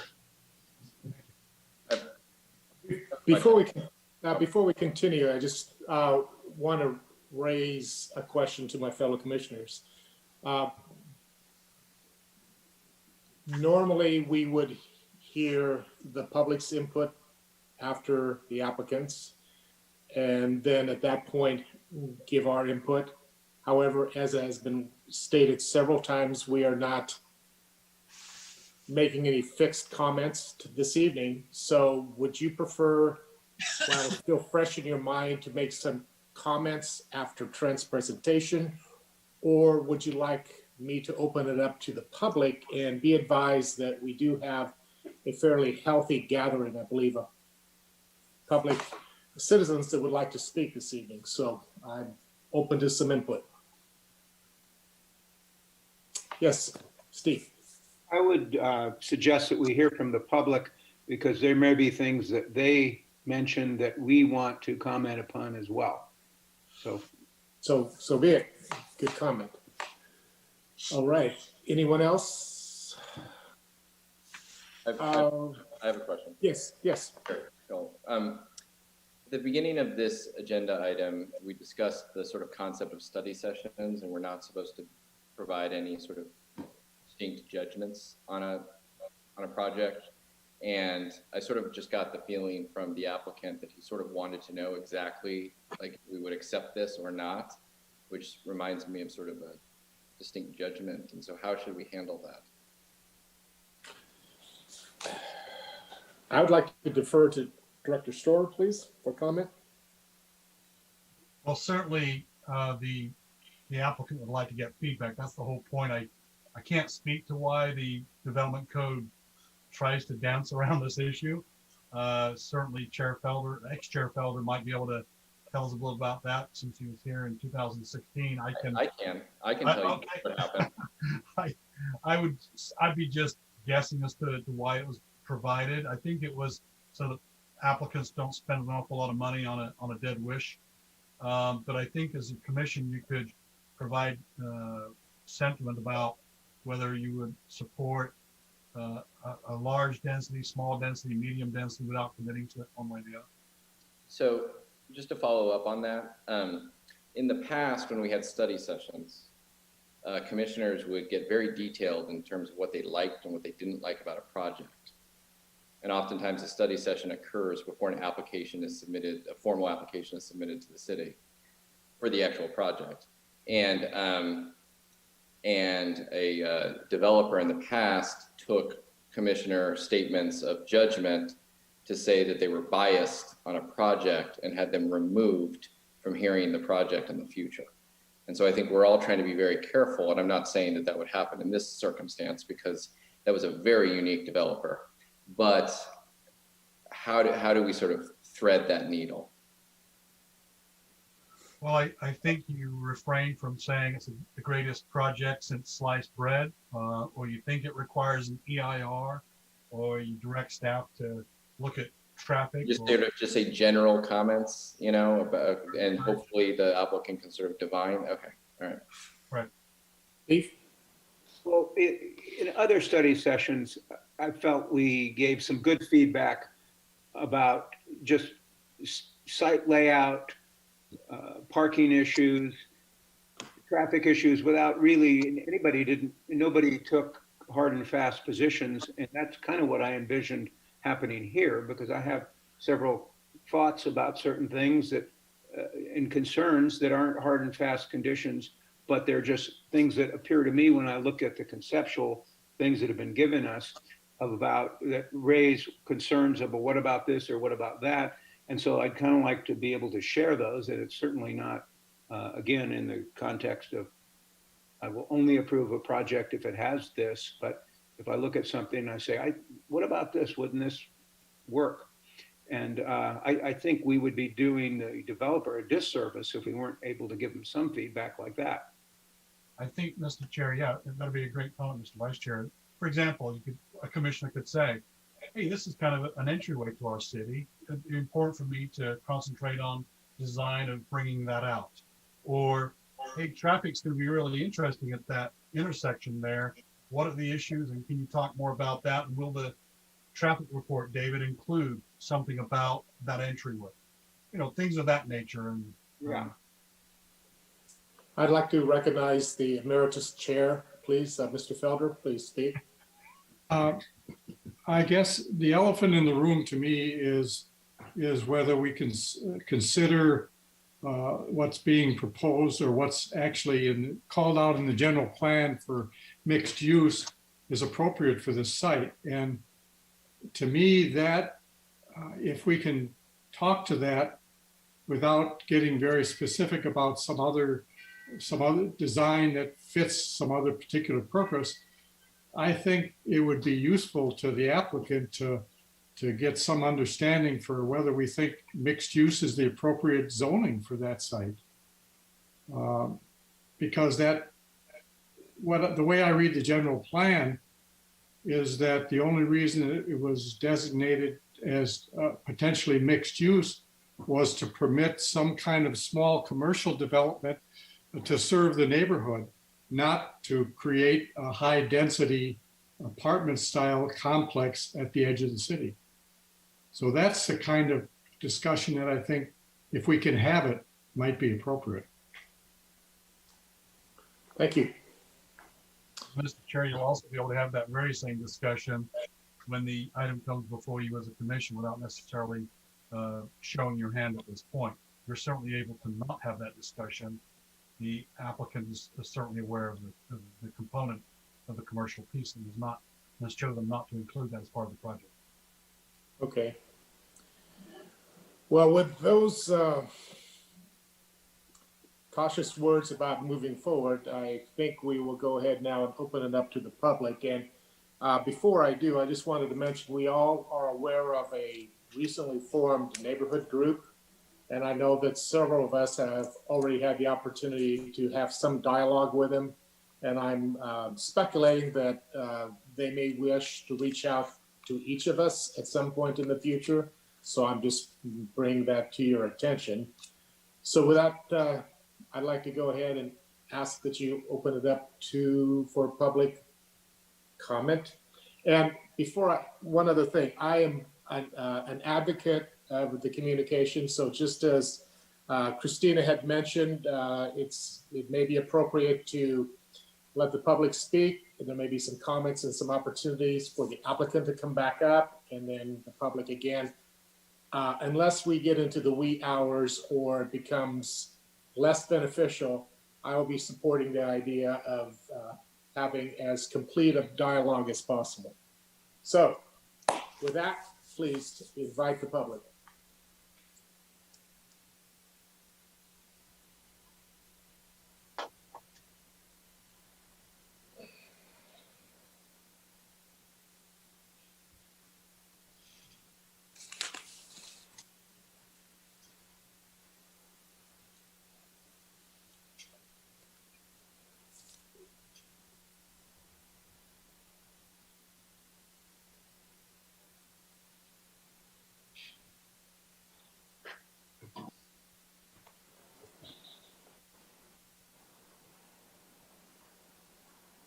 Christine, I think you're muted. Excuse me, Dennis Aftergut. I believe- Yes, Christina, can I screen share? You should be able to, yes. I don't see the way to do that on my screen. On the bottom, there should be a green arrow. Says share screen. What they say is whatever can go wrong will go wrong. I see no green arrow, sorry. Move your cursor down to the bottom of the screen, otherwise it might not pop up. Okay, all the way across, all the way across. I don't see it. All the way down to the bottom, nothing's popping up? Just promoted me to a panelist. Okay, very well, very good. Oh, All right, no, you've promoted me to a panelist now. Let me put my camera on. And now let me see if I can master the technology of a screen share. Usually beyond my capacity, but I want to give you the opportunity not to necessarily look at my face.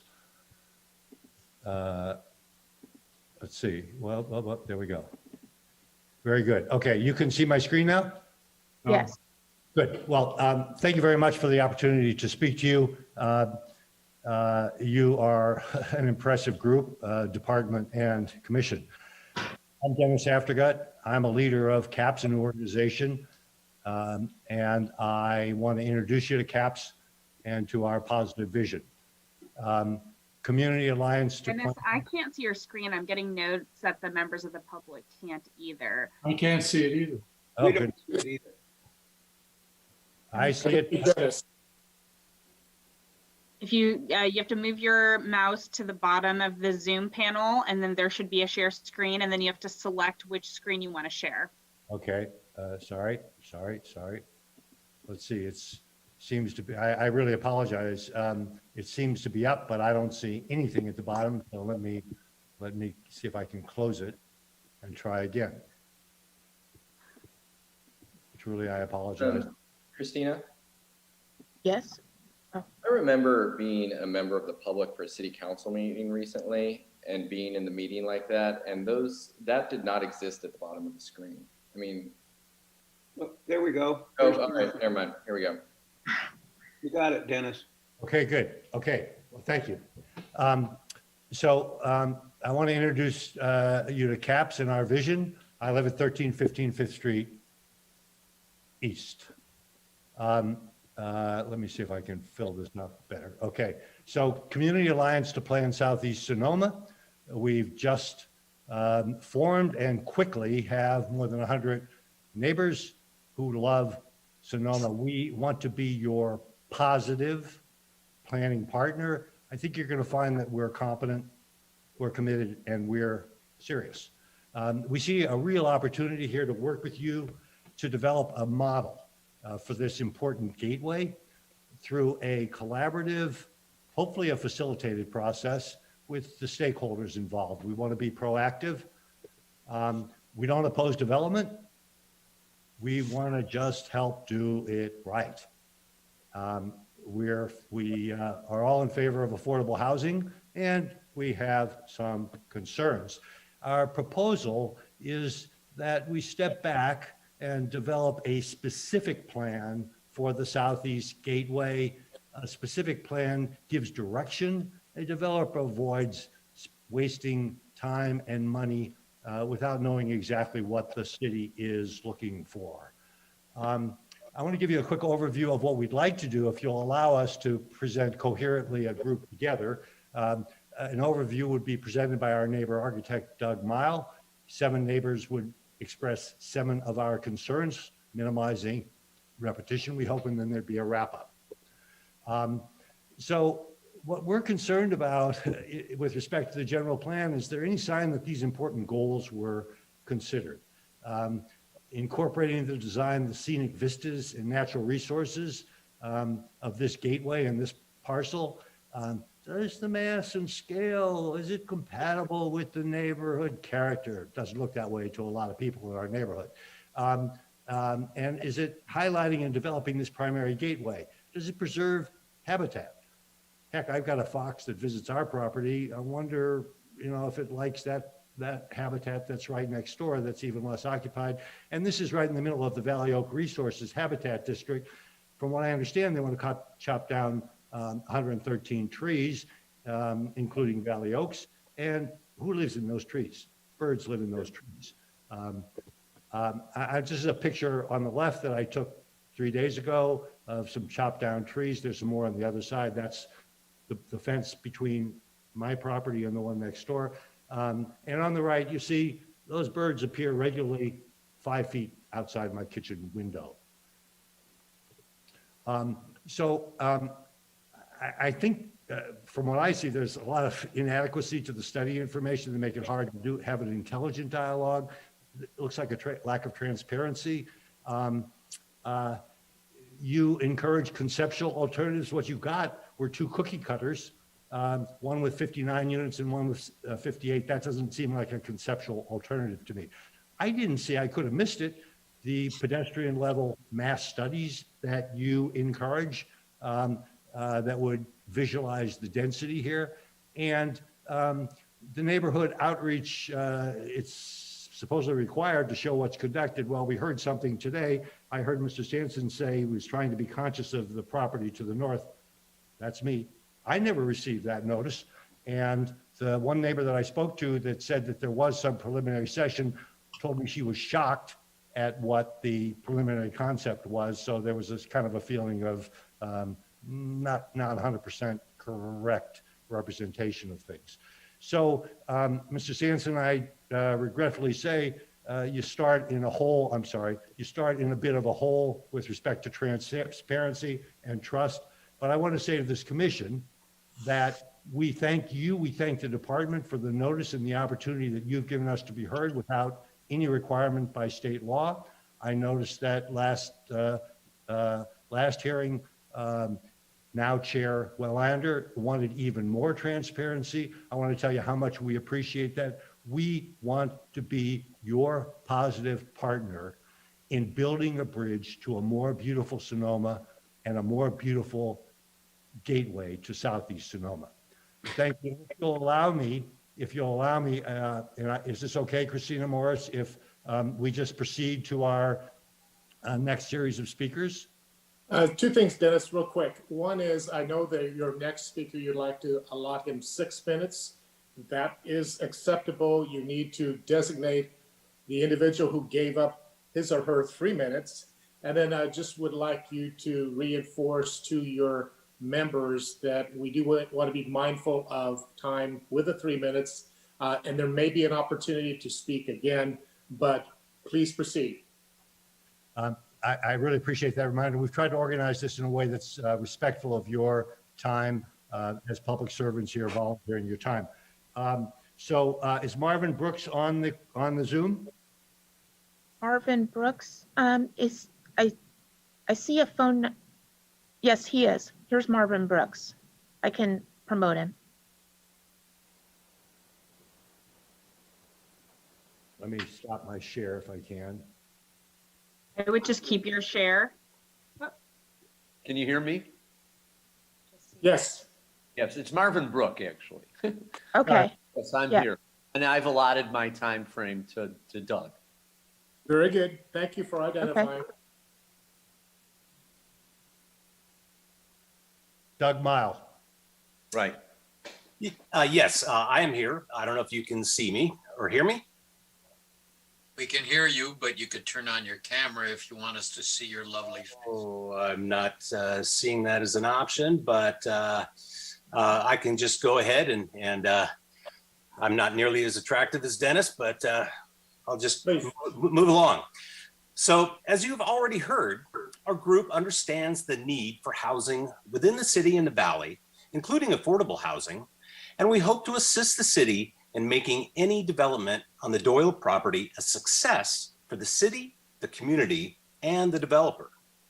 Our goal is to facilitate the development of a well-planned, appropriate, and attractive residential block that is compatible with the neighboring residences and is consistent with the Sonoma General Plan and Development Code.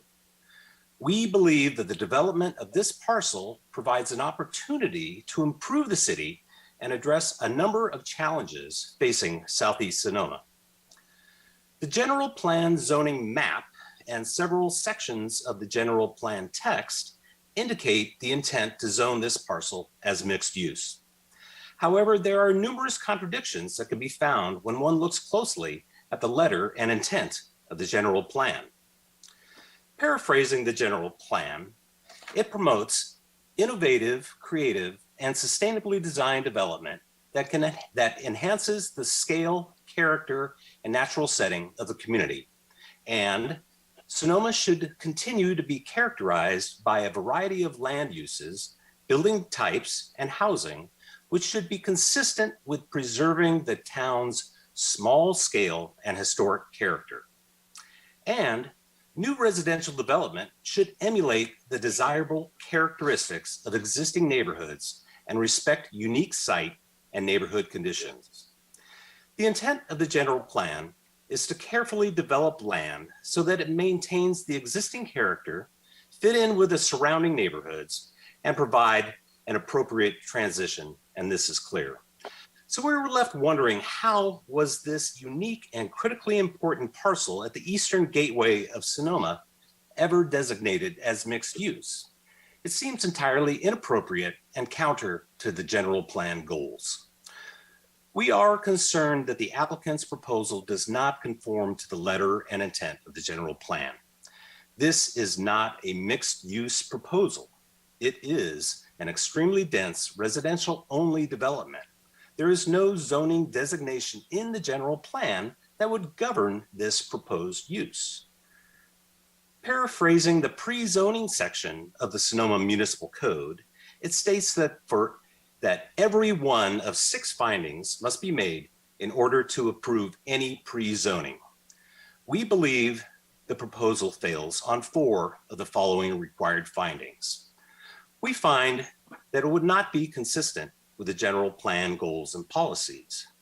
We find that it could be detrimental to the public interest, health, safety, convenience, and welfare of the city. We find that it would not be compatible with the adjoining land uses. And finally, we find that many public services, mainly in the right-of-way, do not have the capacity to serve the area. We do, however, hope to facilitate the city in making all of the findings for any future proposal that would recognize, value, and fulfill the opportunities that this site has to offer. This location has been identified as a gateway element. We envision a large landscaped gateway feature at the corner and both street fronts of the parcel, which would serve as a buffer for the residences from the impacts of that busy intersection and streets. This would serve as a transition between the dense residential area in the city and the rural county areas surrounding it. By annexing and pre-zoning this parcel, the city would accept full ownership of the entire width of Napa Street and 5th Street East along the project frontage. The responsibilities of that ownership include provision of signals, crosswalks, bike lanes, and drainage, which will need to be incorporated to address the existing traffic and safety issues identified in the general plan. As for density, we could support maintaining the current city density of 3 units per acre. Accessory dwelling units, as allowed by state laws, should be considered to increase the opportunity for affordable housing. We think that maintaining the existing low density and providing the gateway element, landscape buffer, and intersection improvements would provide for a smooth transition from the suburban to rural areas and provide a welcoming entry experience that the city of Sonoma could be proud of. I thank you all very much for your time and attention. Thank you, Doug. You were very gracious with your staying within your time limit. I appreciate that. So please bring forth the next participant. Steve Peterson. Steve Peterson. Please, Steve. Go right ahead.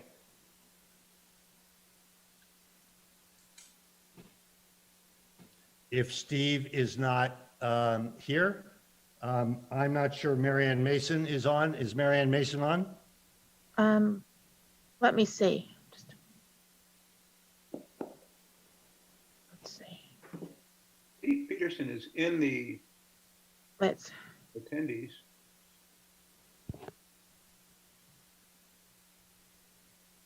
Just a moment. My screen is.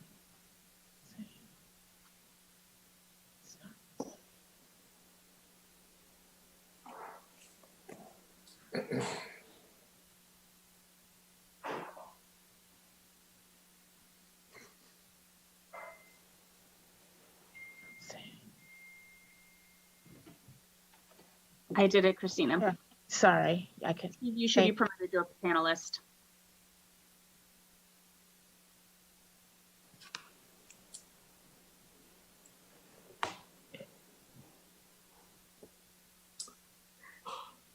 Steve, are you on? Ah, yes, there's He's Steve. muted. Here I am. Can you see me? Please. And Yes. can you hear me? Yes. Thank you. I've been designated to speak on pedestrian issues.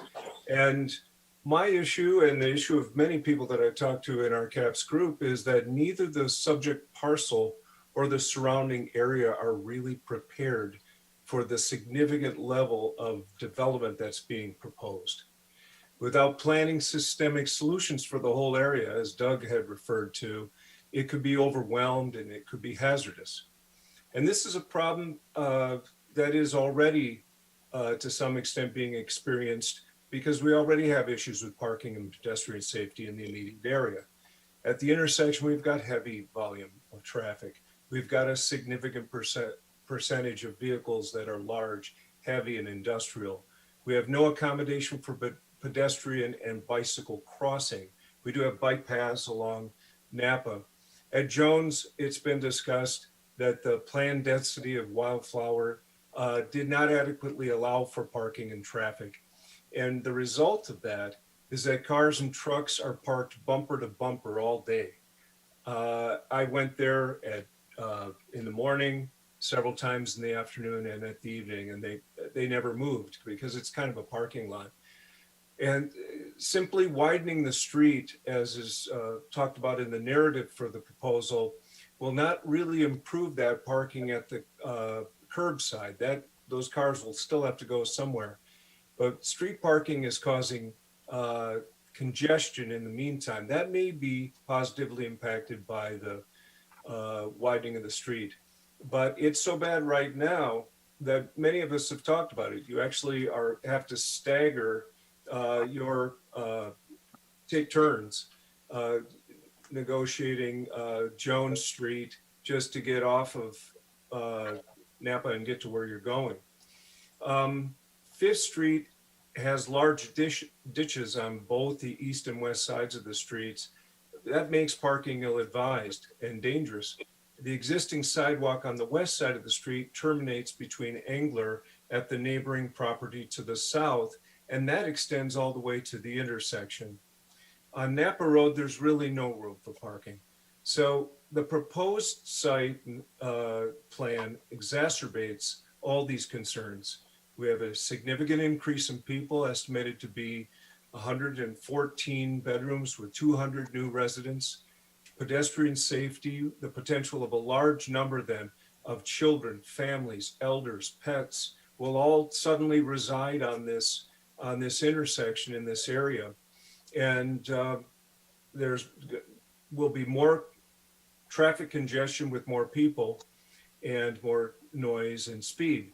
I can tell you that— Excuse me, Steve, if you can wrap it up in the next 30 seconds or so. Will do. The current site plan does not allow for contiguous sidewalks past the boundaries of the parcel, even though the narrative said that it would. And it's unclear how they would make those connections over the water control ditches and other impediments. The implementation of solutions to the surrounding area needs to be included in any plan to develop the subject parcel.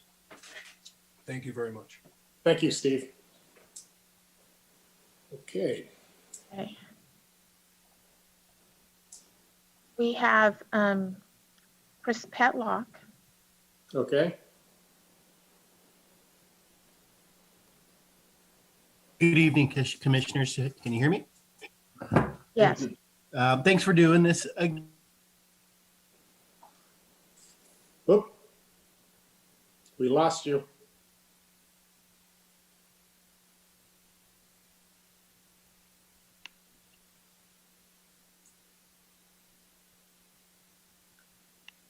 Christina, Yeah. do we know what's going on? I thought, let me.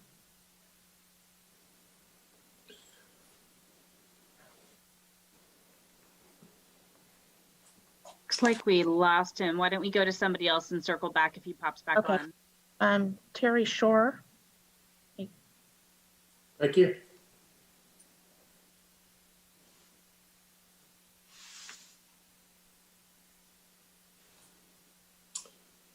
Okay, good evening, Chair Willander, Planning Commissioners, city staff, and members of the public.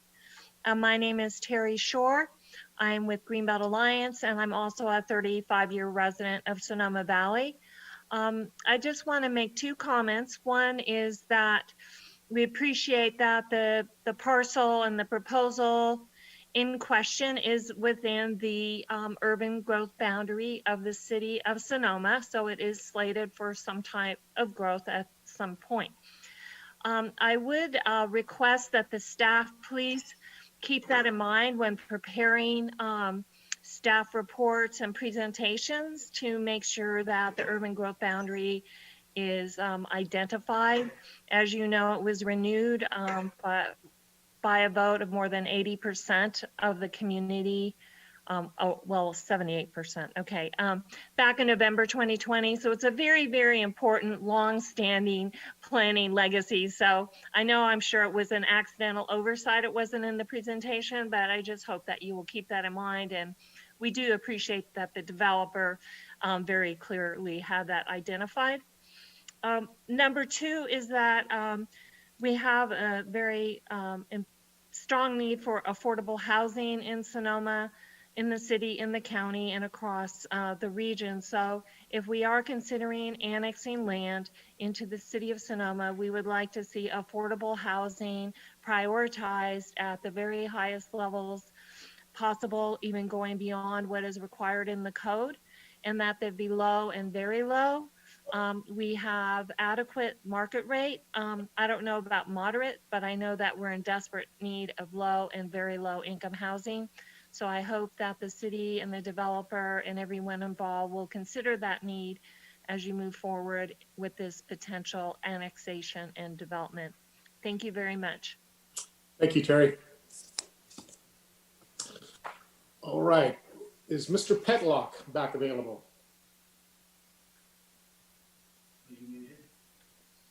Yes, I'm muted now. Nope, I'm not muted.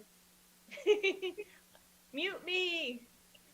I think I'm unmuted now. Hi, Terry. Oh, Okay, there. good. Thank you. Great. Sorry about that, commissioners. That looks like I got thrown off. But thank you for doing this again for us. I understand there was concerns about it being short notice or whatever. Oh, you bet.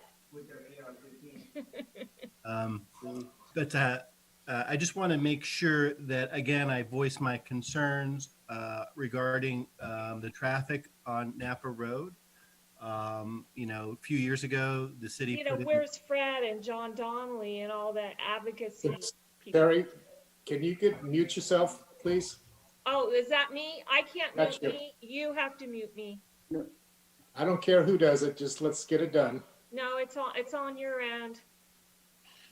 Christina, can you do that?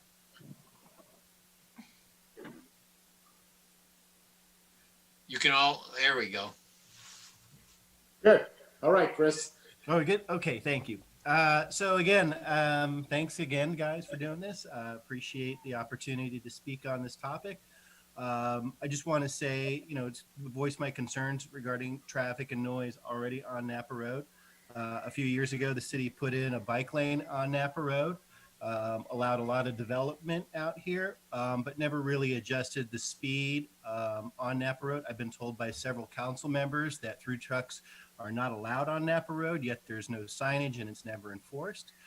Pretty regularly, we have the CHP pulling regularly by a few nights a week. They're out there pulling people over several a night for drag racing up and down Napa Road. It's way oversubscribed by commuters. When 121 floods, which is getting more and more regular, as well as Highway 37, that traffic backs up to Napa Road. You cannot go anywhere when that happens. And that, you know, except for maybe this year, it's happened every year for the last 5 years. So, you know, there's a lot of issues out here on this road that have been ignored by the city. I've filed several complaints regarding the noise and the speed. I've never heard anything back.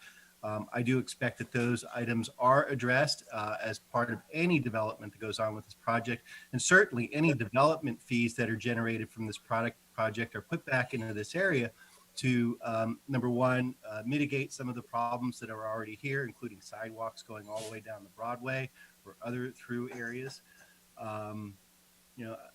Other than that, I just think, whether or not this project goes through, there are issues out here that need to be mitigated by the city regardless. Thank you. Thank you very much, Chris. All right, next.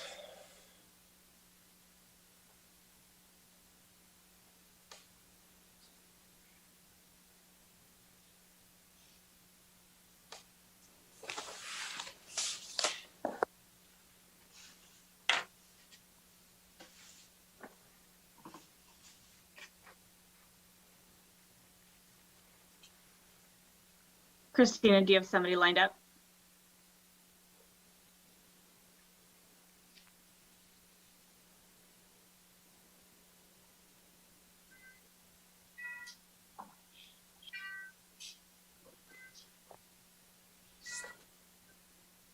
Looks like Stuart Saunders is up.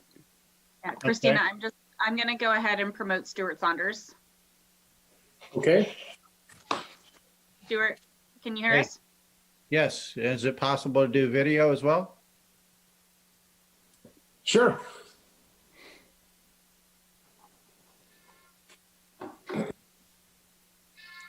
Thank you. Okay, start video. Hi there, I'm Stuart Saunders. I live over on Larkin Road. Few of you may know me or know my name. What I want to address in this situation, not just on this project, but really for the city of Sonoma. And I've done extensive work for the Sonoma Valley School Board. When they did their environmental impact, I went out and did every aspect of it. And fire danger, to me, should be your number one concern above everything else. I'm not going to speak to public housing or any of the housing situations, but really the fire danger. And I'm sorry this poster doesn't work here. What I want to ask you to do is I did send in a commentary that has both a picture of this poster and an article that I'd like you to read. And the two things that I hope will change a little bit of your thinking is if you can at least see these red dots. This is the east side of Sonoma. This is Broadway running down through here. This originally was a poster trying to stop the school logically from putting in over 603 parking places because they all dump out onto Broadway. And that's a 5-mile line of cars.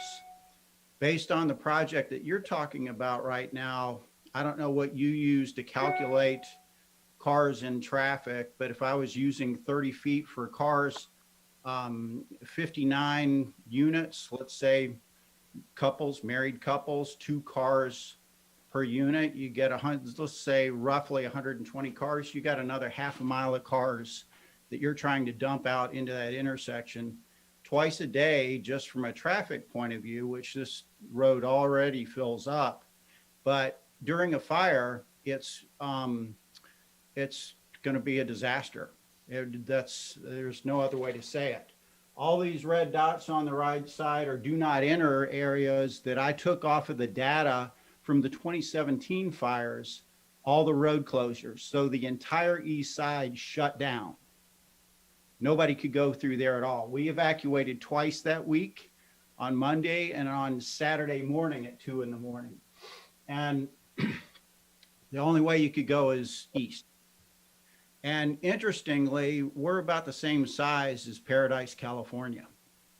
So drawing the comparison to it, and I have other emails that I've done for the school board that show them side by side and their egress.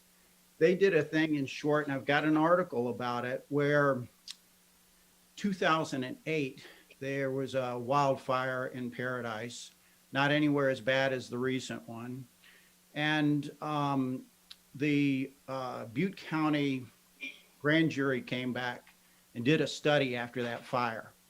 And they recommended to the managers of Paradise to widen their lanes, make more egress out of town for fire situations. And 6 years later, they did the opposite. They took 4 lanes down to 2 on 3 different areas. And those are the places the people burned to death. 8 of them burned in that area.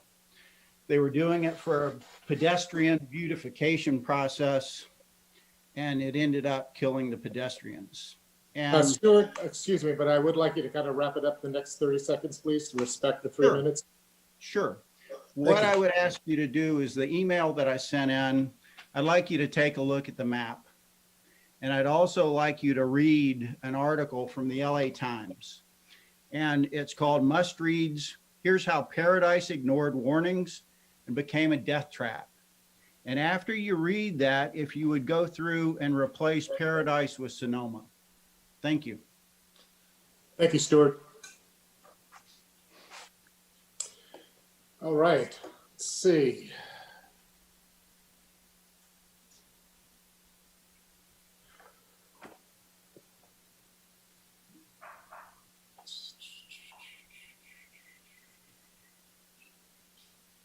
Hello, can you hear me?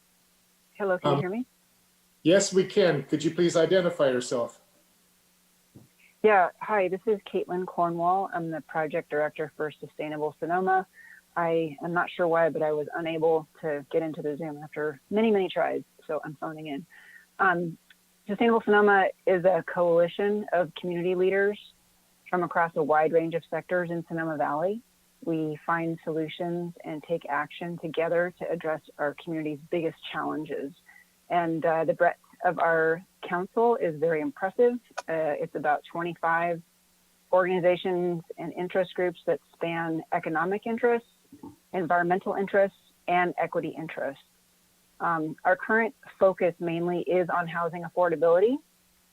As you all know, Sonoma Valley suffers from a housing affordability crisis that affects every aspect of our community.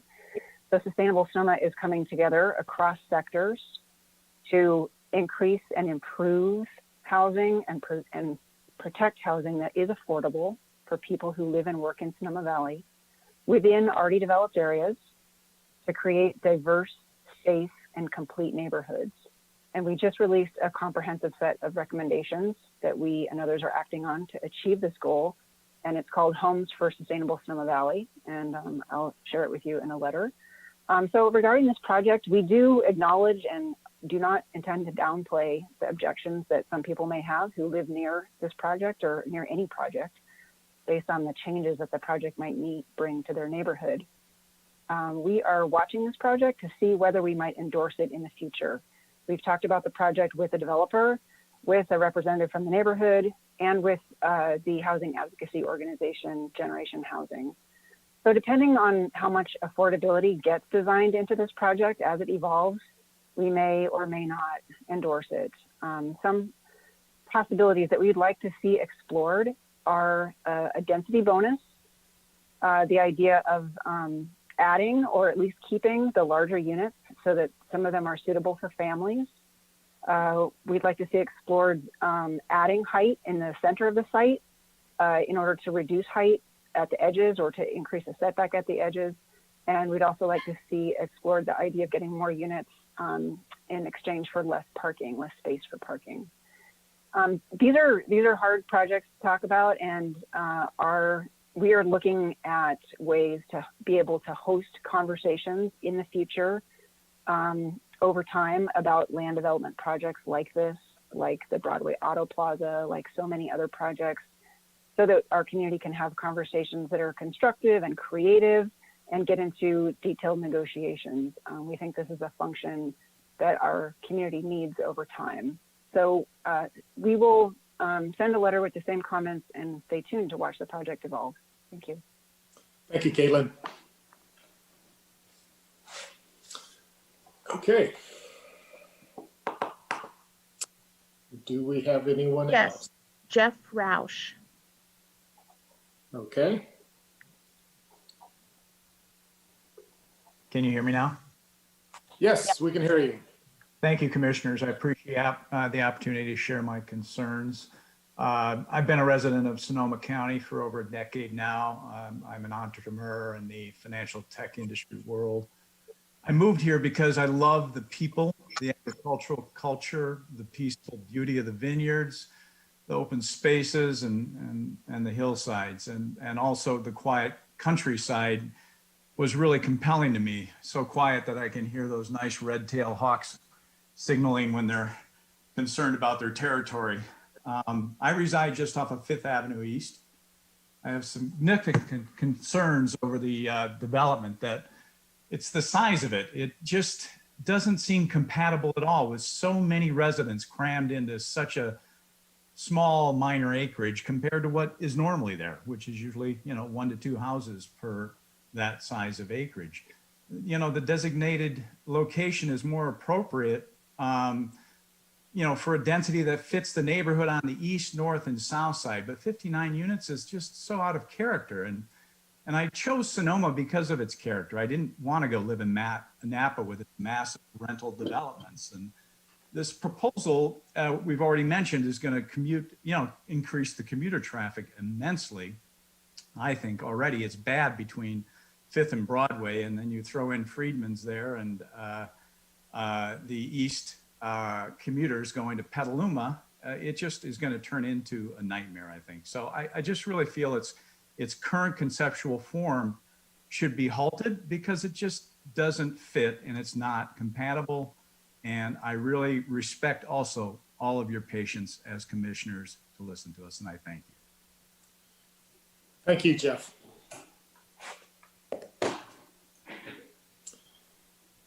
Okay.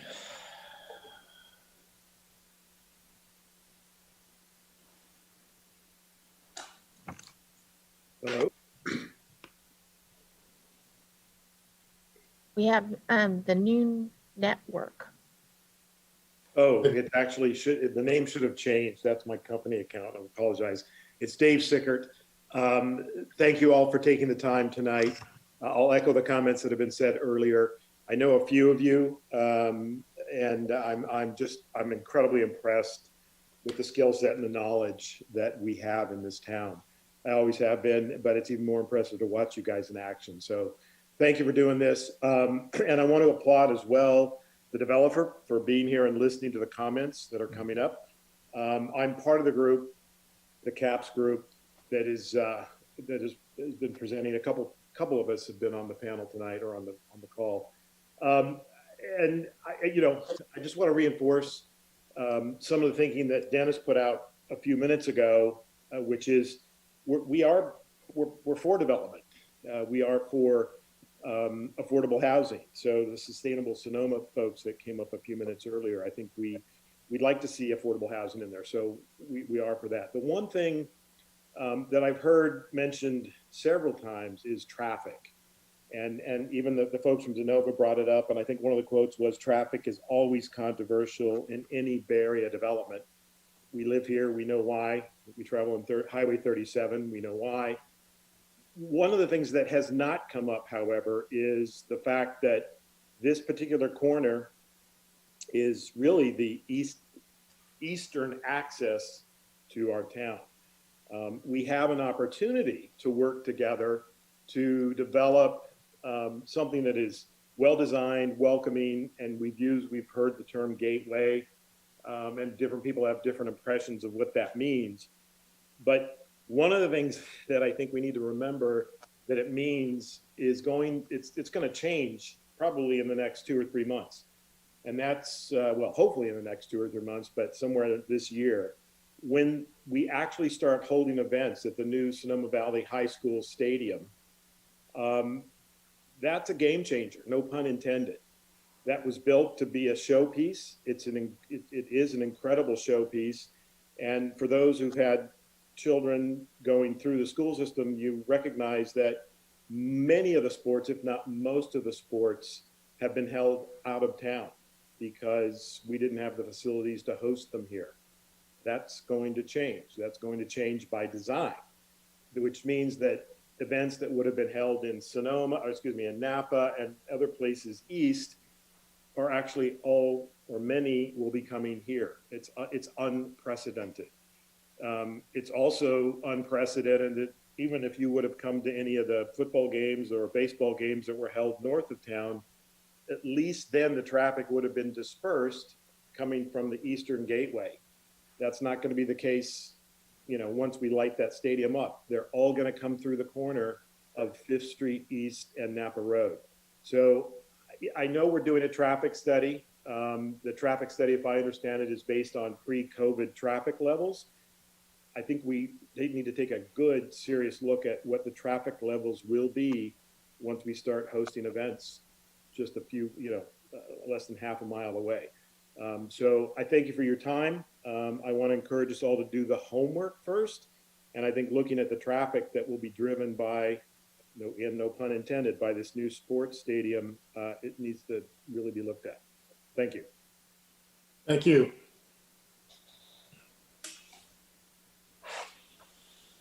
Okay, we have Fred Auerbach. Good evening, the planning commissioners and members of the public. I trust that you received my letter, and I'll let my letter stand on the record by itself. I'd like to second Terry Shore's comments about affordable housing and say that I don't object to the density of this project, and I would agree with Caitlin that our density bonus and rezoning for a higher density for the annexation would be desirable. I think that that's just all part of the writing on the wall with the result of the UGB election, that now the housing development has got to go inside of the city, and logically you can't have town remain low density single family homes and meet RENA requirements and meet the goals of Housing Our Community series, which called for 753 new units in the next 10 years, 350 some as deed restricted affordable housing. So we have competing goals here of people who would like to keep Sonoma as it is and people who would like to have more affordable housing. Now, in order to have affordable housing, from the Housing Our Community series, we learned that nonprofit developers need to have at least 50 units to have a project pencil out. So you can't be for affordable housing and think that developers can just build 5. They need to build 50 at least to have a project that's going to cover the full AMI range. And so there's a limited amount of lots in town. And so the places where there are lots, like the Donald Street area or St. Francis Preserve or this particular parcel, have the neighbors have heavily mobilized and to the higher density infill that's called for here. And so I think the city is going to have to develop some spine here, stand up for the local control that we called for in the Housing Our Community series. As far as the rezoning annexation, it seems pretty clear that the owner and the developer are counting on the 59 units because that's what they were trying to add up to, and that's the ballpark project that they're considering. So I would suggest that I'm not against the density, but I am against a kind of a possible bait and switch with the annexation and not knowing what the project is. I talked with Trent on the phone and had a nice conversation with him, and I was trying to pin him down on what the rent price points would be. And he eventually said, well, look, we're a market rate developer. And so the attainable by design has got to have more units if the rents are going to come down to where there'll be fair market rates for what the Urban Land Institute calls attainable at 80 through 120% AMI, which is what the developer is now calling the inclusionary ordinance. So I have some issues here with the affordability. What it looks like is probably going to be a very high-end apartments here, and so I think that the Planning Commission needs to look ahead. Brad, I need you to wrap it up in about 30 seconds, please. Okay. Look at the end result and see what we really need for RENA, for Housing Our Community series, and see that we're kind of in a tight spot here. And where is the affordable housing going to go? It's got to go somewhere. We're going to have to learn to live with density because that's what we voted for in Measure W. Thank you, Fred. Okay, Okay, we have Tom Conlon. all right. I do recognize that name. Commissioner Wellender, Chair Wellender, and Commission members, appreciate the opportunity to comment tonight. Chiming in on many of the good public comments and many of the good comments from the Commission. I am too concerned about the mixed use designation and especially the streamlining of CEQA that would appear to be possible if this were to be approved as proposed by the applicant. So I am counting on you all to pay particular close attention to that. We should remember that we have an affordable housing crisis. We don't have a market rate housing crisis. And that this parcel has for a long time been designated for higher density development, but I don't think it would be appropriate to put any commercial on that corner. And so I would hope you'll keep an eye on that and do try to get us the maximum number of affordable units that can be negotiated with this developer. I would be, toward that goal, I would be in favor of reduced parking requirements. In particular, if the developer were to help with perhaps closing some of the sidewalk gaps between this location and the neighborhood food store, Broadway Market, and the bus stop that is at that corner just 5 blocks away. I'm also very much in favor of seeing a bike lane added to the design along 5th Street East. I think that bicycling in and out of that site up to the high school, up to the bike path, up to the town center, without having to get on the state highway would be a benefit to the entire neighborhood, frankly. I'd also like to, assume the developer will be building all electric to save money on natural gas and to make sure that the units are as safe to occupy as possible. If not, that would be something I'd highly encourage them to pay attention to. And then just closing with a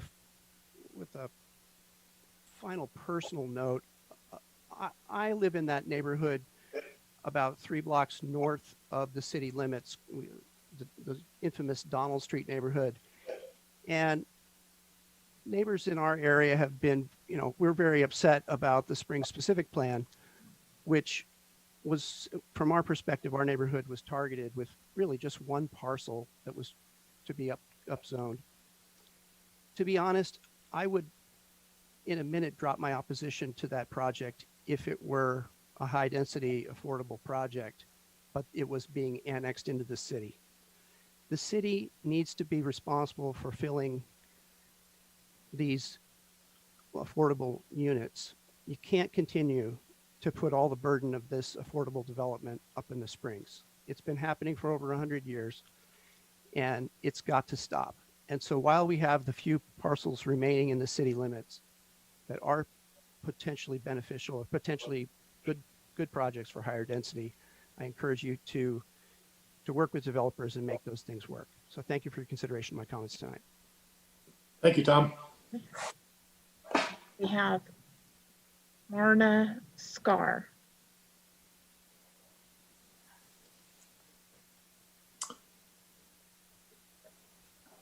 Okay.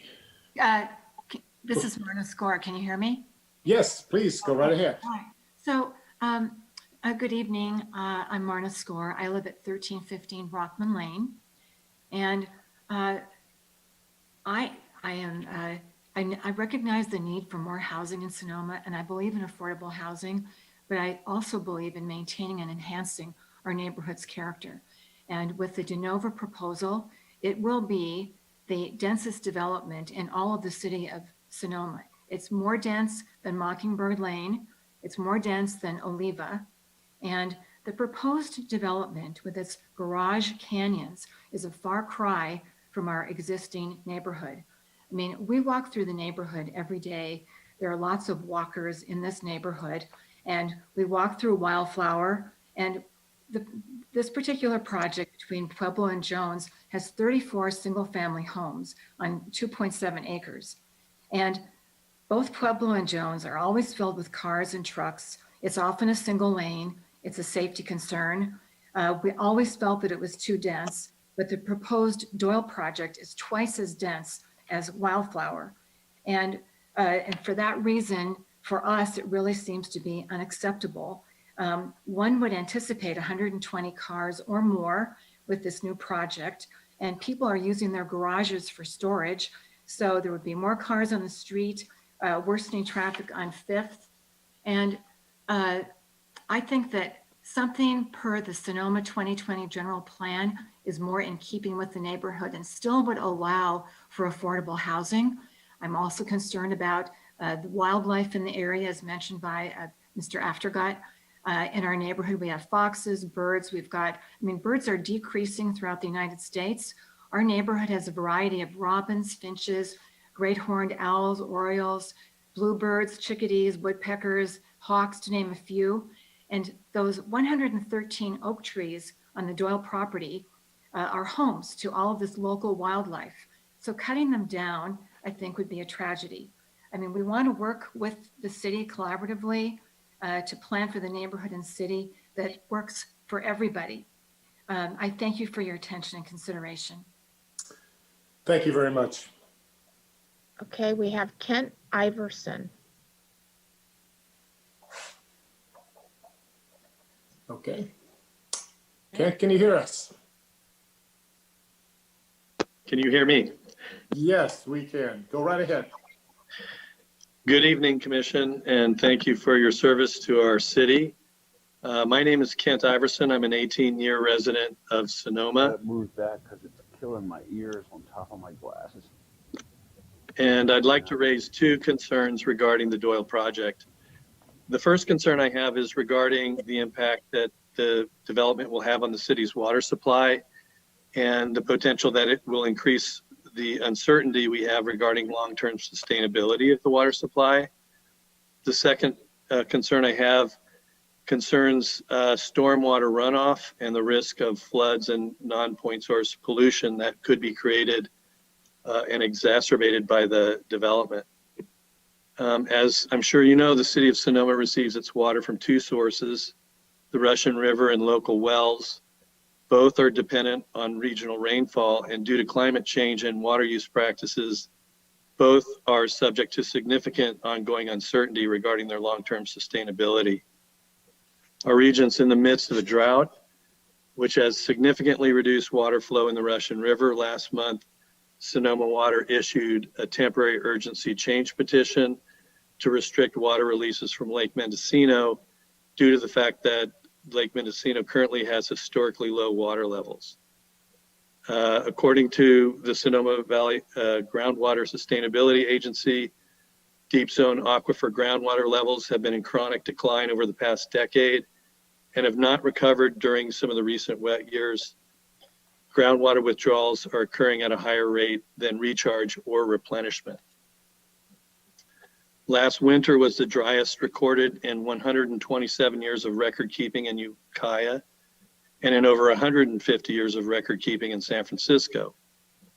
This winter is currently shaping up to be a similar kind of winter as last in terms of precipitation. Climate change models predict more prolonged and severe droughts in our region. The capacity of the Russian River and local groundwater to meet Sonoma's needs over the long term is in question and is currently being assessed by Sonoma Water and other entities. The second concern is stormwater. Stormwater is created when precipitation hits impervious surfaces such as rooftops, roads, driveways, and certainly in a dense development, there's quite a bit of runoff as opposed to rain percolating into the soil. The stormwater picks up oil, cigarette butts, other pollutants from those impervious surfaces. It flows rapidly through storm drains to creeks, and that creates higher and shorter peak stream flows, which increases the risk of flooding. And of course, all of those entrapped pollutants end up in the creek as well.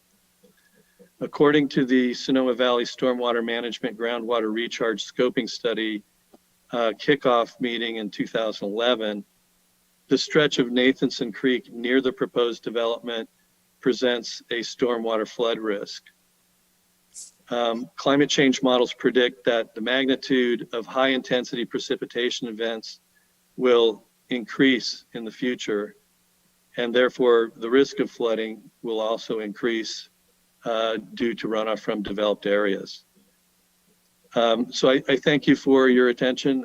Again, my two concerns are the impact of the development upon the sustainability of the city's water supply over the long term, and the impact of the development upon stormwater runoff, flooding, and water pollution. Thank you very much. Thank you, Kent. Okay, we have Wendy Hoffman. Hello, can you hear me? Can you hear me? Yes. Okay, wonderful. I'm not Wendy, that's my wife, but I've got her computer. Thank you.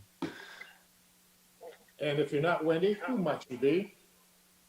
Ted Hoffman. Thank you, Ted. On Pierce Drive and have resided in Sonoma for 8 years. My background includes over 20 years of planning and hands-on execution of collaborative partnerships for over 200 companies of all types, sizes, and industries.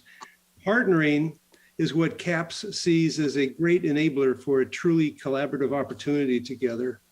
Because there's so many important and diverse concerns in construction at 5th and Napa Road, we recommend a positive, opportunity-driven, collaborative partnering process going forward involving the key stakeholders. The Doyle project is not a standalone isolated project. It's very much part of the Southeast Gateway and it impacts it materially. Therefore, we're recommending first stepping back together and evaluating the objectives and opportunities for a Southeast Gateway plan holistically, then developing a conceptual vision for what it could ideally become for housing, land use, traffic, compatible architectural design and landscaping, low density environmental features as examples. All of this needs to be minimizing negative impacts too. This is the beginning of creating a shared vision for the Southeast Gateway. Partnership lays the necessary path to accomplish a triple win that's needed for this multi-concerned area. It's where the Planning Commission wins, the neighborhood in Sonoma wins, and the developer wins by working closely together. There is a proven best practices framework for successful partnering. It's based on the practices the most successful partners have used. It's a framework we recommend to the Planning Commission. After the initial planning steps are taken, then the strategic alignment of the partners begins to really take shape. This is done expeditiously, this framework. Execution of the framework is intentionally streamlined to save time. So 3 final points. 1, if the collaborative partnership framework works as successfully for Sonoma as we expect, it can become a model to apply to other projects within Sonoma. Secondly, we invite opening a clear channel of communication to develop shared understandings with us.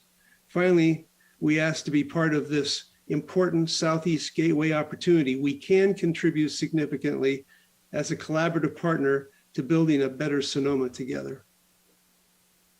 Thank you. Thank you, Ted.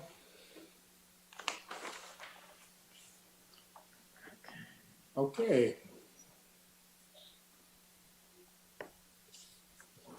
So, Mr. Chair, yes. Can we have a brief bathroom break before we? I was about to pound the gavel. Yes, before we continue, let's take a nice 5-minute break. Great, thank you.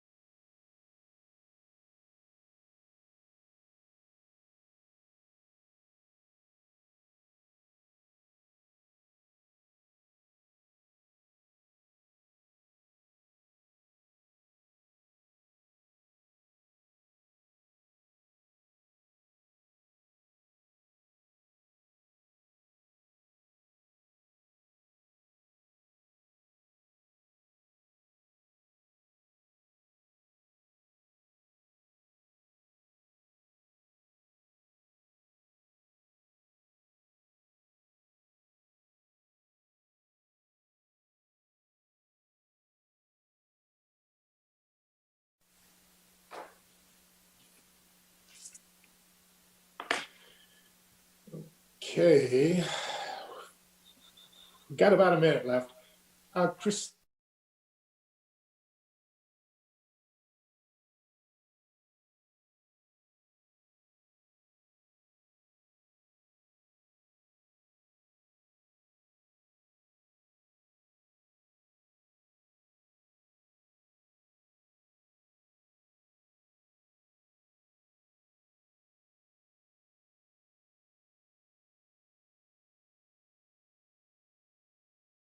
Yeah.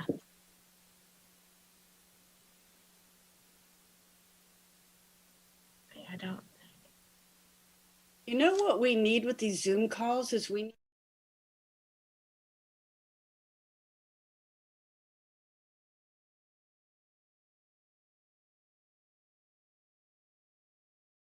Logical dark side, and I've been using a 3-minute timer on my Apple phone. Is it an egg timer?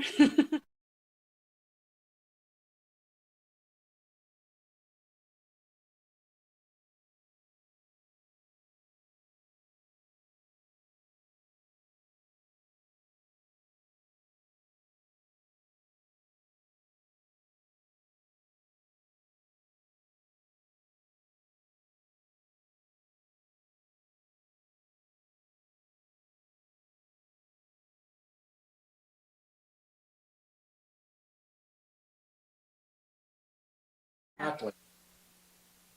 I So agree. I believe, is Mr. McDonald behind that no mute? I don't see him, but time is up. I'm here. Oh, you're back. Good. I haven't left. Oh, good. Well, shucks. Okay. Please, Christina, would you please go ahead and read Mr. Brown's correspondence? We do have, sure, I'll read it. We do have another public speaker, however. Okay, let's go to the public speaker, then we'll Okay. we'll end on Mr. Brown's note. Okay, Robert Barron. Okay. Good evening, Commissioners. Thanks for taking the time to listen to all of us and everyone's viewpoints. I just wanted to comment on a couple of things actually that were said earlier. One of the earlier commenters pointed out that the Dole project as currently envisioned was the highest density development within the city on the southeasternmost edge of the city. And there was also discussion by some other commenters about density bonuses and willing to trade additional units in lieu of parking in order to increase density even further, I believe, if I understood correctly. And I just want to point out that that seems to me to be a parking nightmare for the neighbors in the area. And I live on Brockman Lane nearby. And we already see the parking issues that arise in the Wildflower development right next door. Each of those units has parking well in excess of what is going envisioned for the Dole project as it currently exists. And to imagine more units with even less parking, I think will make matters even exponentially worse for the neighborhood.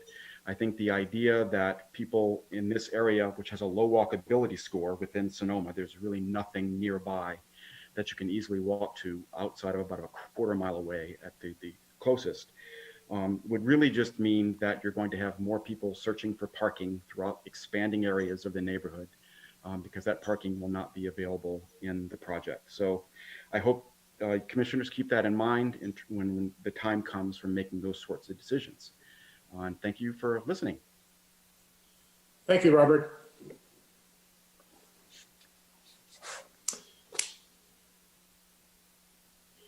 Okay.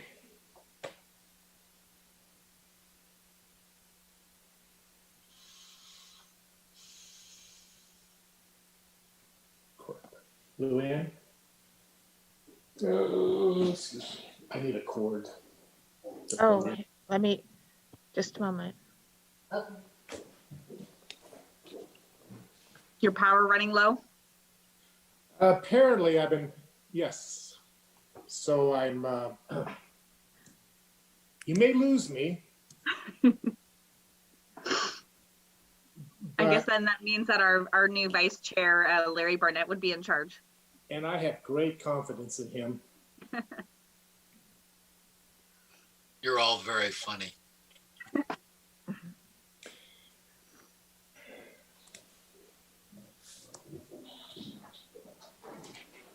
Let's hope this works.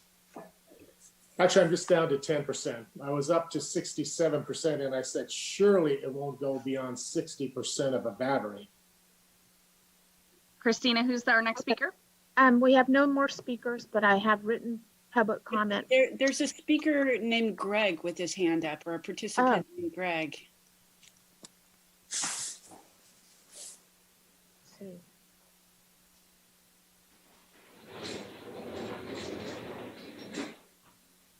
Just a moment.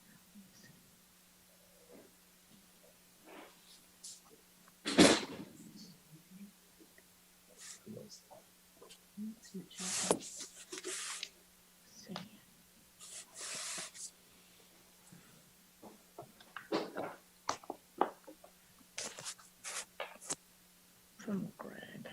Okay, yes.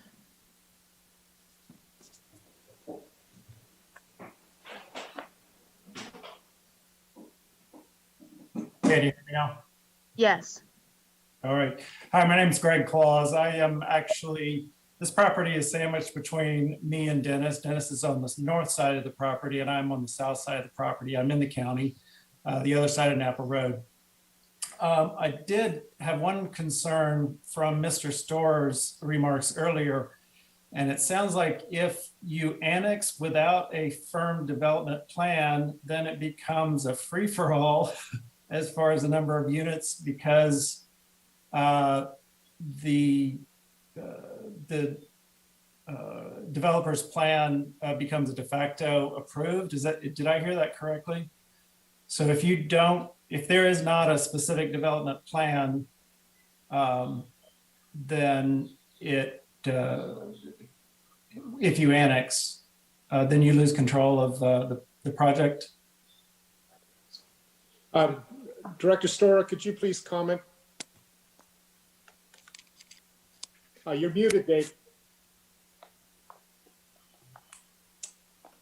What I suggest, Chair, is you receive the full testimony, and then I'll be happy to respond. Okay. Greg, he will comment, but it'll be at the conclusion of the input. So please continue. Okay, thank you. It's just my statement would be, I would encourage you not to annex without a firm development plan. And it seems like that may be the path that the developer wants to take. And obviously that's not something that we would be interested in. Thank you. Thank you, Greg. Yeah, Mr. Chair, the development plan will be determined upon annexation. So just lost my train of thought. I have the answer there. Hang on a sec.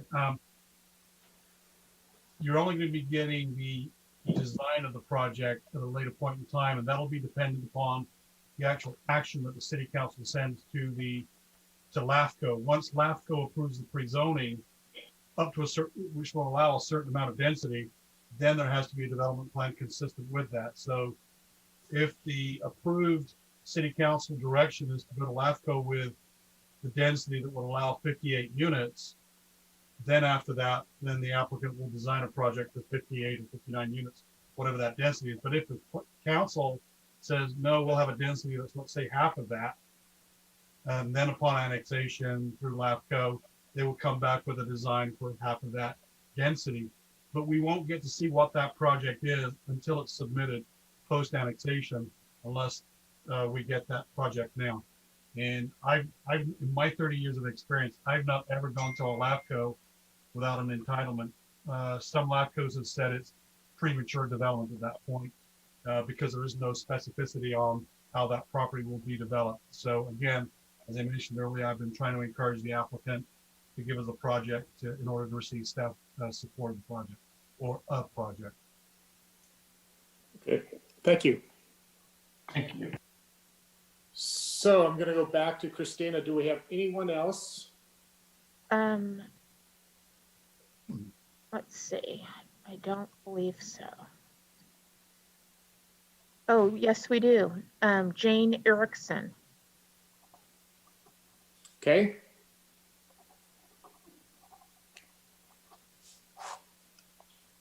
Hi, can you hear me?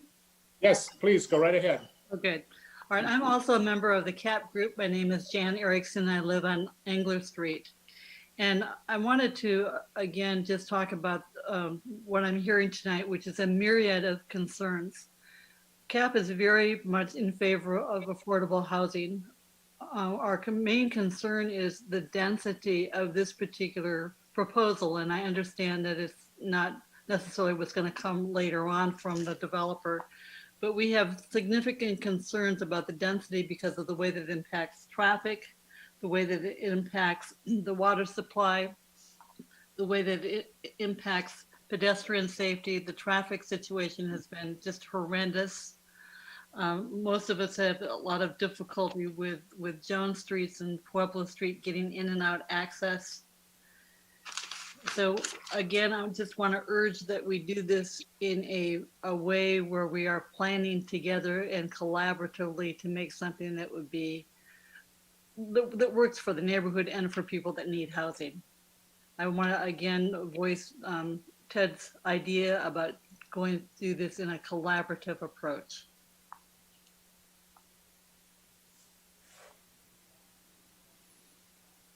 Okay, thank you for your comments. Christina. Yes. No more public comment.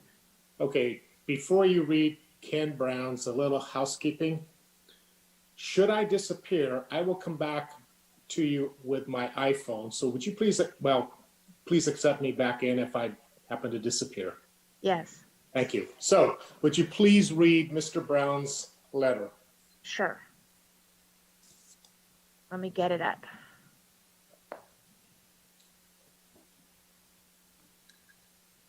Okay, from Ken Brown, Commissioners and City Staff. I have been an advocate for affordable housing in the City of Sonoma for over 25 years. The homes planned for this development are not affordable, and the City of Sonoma has to draw the line. It's time, and the time is now. Ken Brown. Thank you. You're welcome. So if we see no one else from the public, and I do not want to mislead anyone, but I believe we've been quite generous with time for the public to share, the applicant to share. So I am anxious to hear from my fellow commissioners, and I may or may not want to go to a second round. So let's go ahead and bring it back to the commissioners, and please comment. Mr. Kelso, please.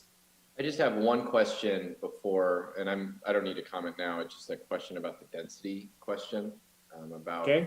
Earlier at the beginning of this agenda item, we discussed whether or not we had the ability to change the density if we annexed it into the city. But I remember reading, and correct me if I'm wrong, but I thought something, part of SB 330 was that you couldn't reduce density for 5 years. And does that affect land outside the city? Remember, this property is outside the city, so again, SB 330 does not apply.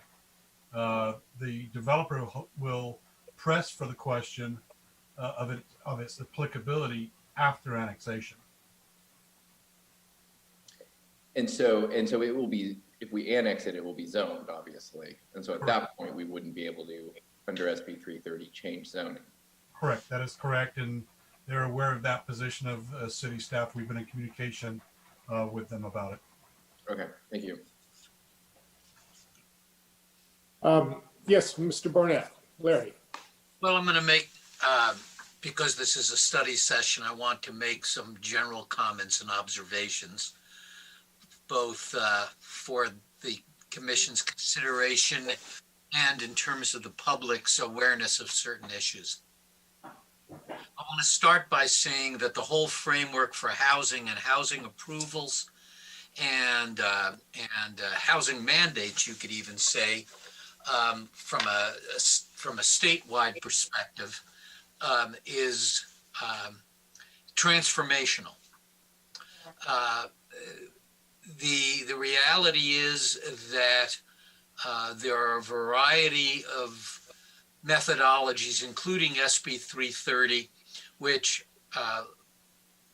have a strong likelihood of removing certain kind of discretion from the city's hands that it's been able to exercise before. And this is just simply a reality.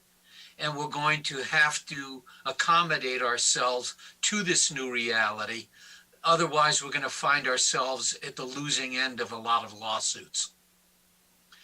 Now, as it pertains to density on this parcel, let me just point out that given what I'm observing with new, even single-family home developments, and Mockingbird by this same developer is a very good example. The reality is that, assuming for the moment that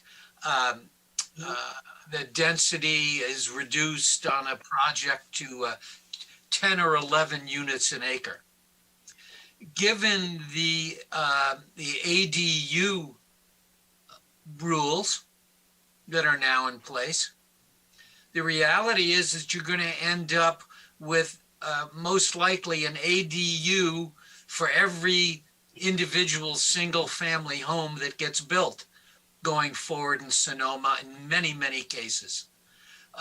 This essentially is creating a dual family use potential on every single family parcel that's getting built today. And as we know on the commission, the ADU rules are streamlined, not particularly discretionary on the part of the city. And I expect that almost every market rate single family home developer is going to incorporate ADUs with their developments. That creates the potential for 2 living units on each parcel. So you're going to end up with higher densities in Sonoma no matter where you go and what you do. It's just the simple reality. The underlying proposal for this parcel at the densities being proposed doesn't have room for ADUs, and it's not single family parcels. So obviously you're not going to get that effect on a project like this. But ultimately, if the decision is to reduce the density by half and the developer decides that the only way they can make a profit on it is to essentially create separate lots and develop it as a neighborhood with separate lots with separate houses, as I say, you're going to get a higher density than what the code would provide in any event because of ADUs. There are definitely serious issues with circulation in this area of the city, and we're going to need a lot of clarification through traffic studies and the rest as to what mitigations will be allowed, it will be possible, will be, and who will bear the expense of those kinds of mitigations, and what they would even end up producing in terms of a level of service on the adjacent roadways. But this is all the work of traffic engineer and traffic consultants that will have to do an analysis. Insofar as the matters of water are concerned, I share those concerns that I've heard, but once again, this is going to be subject to a water study, and the issue of whether or not there's adequate water to satisfy this project, as it is with virtually every other project that comes forward to the city, as well as sewer connections, is going to be a function of analysis by engineers to determine how much water usage and how much sewer usage projects like this will generate. And these are all part of the studies that take place. I think that the current developers or the developer's current plan to maximize the development or the number of units on this parcel in order to help satisfy the CEQA impacts is an interesting approach. I can't say that I'm entirely comfortable with where that leaves us in the future going forward in terms of decisions of density.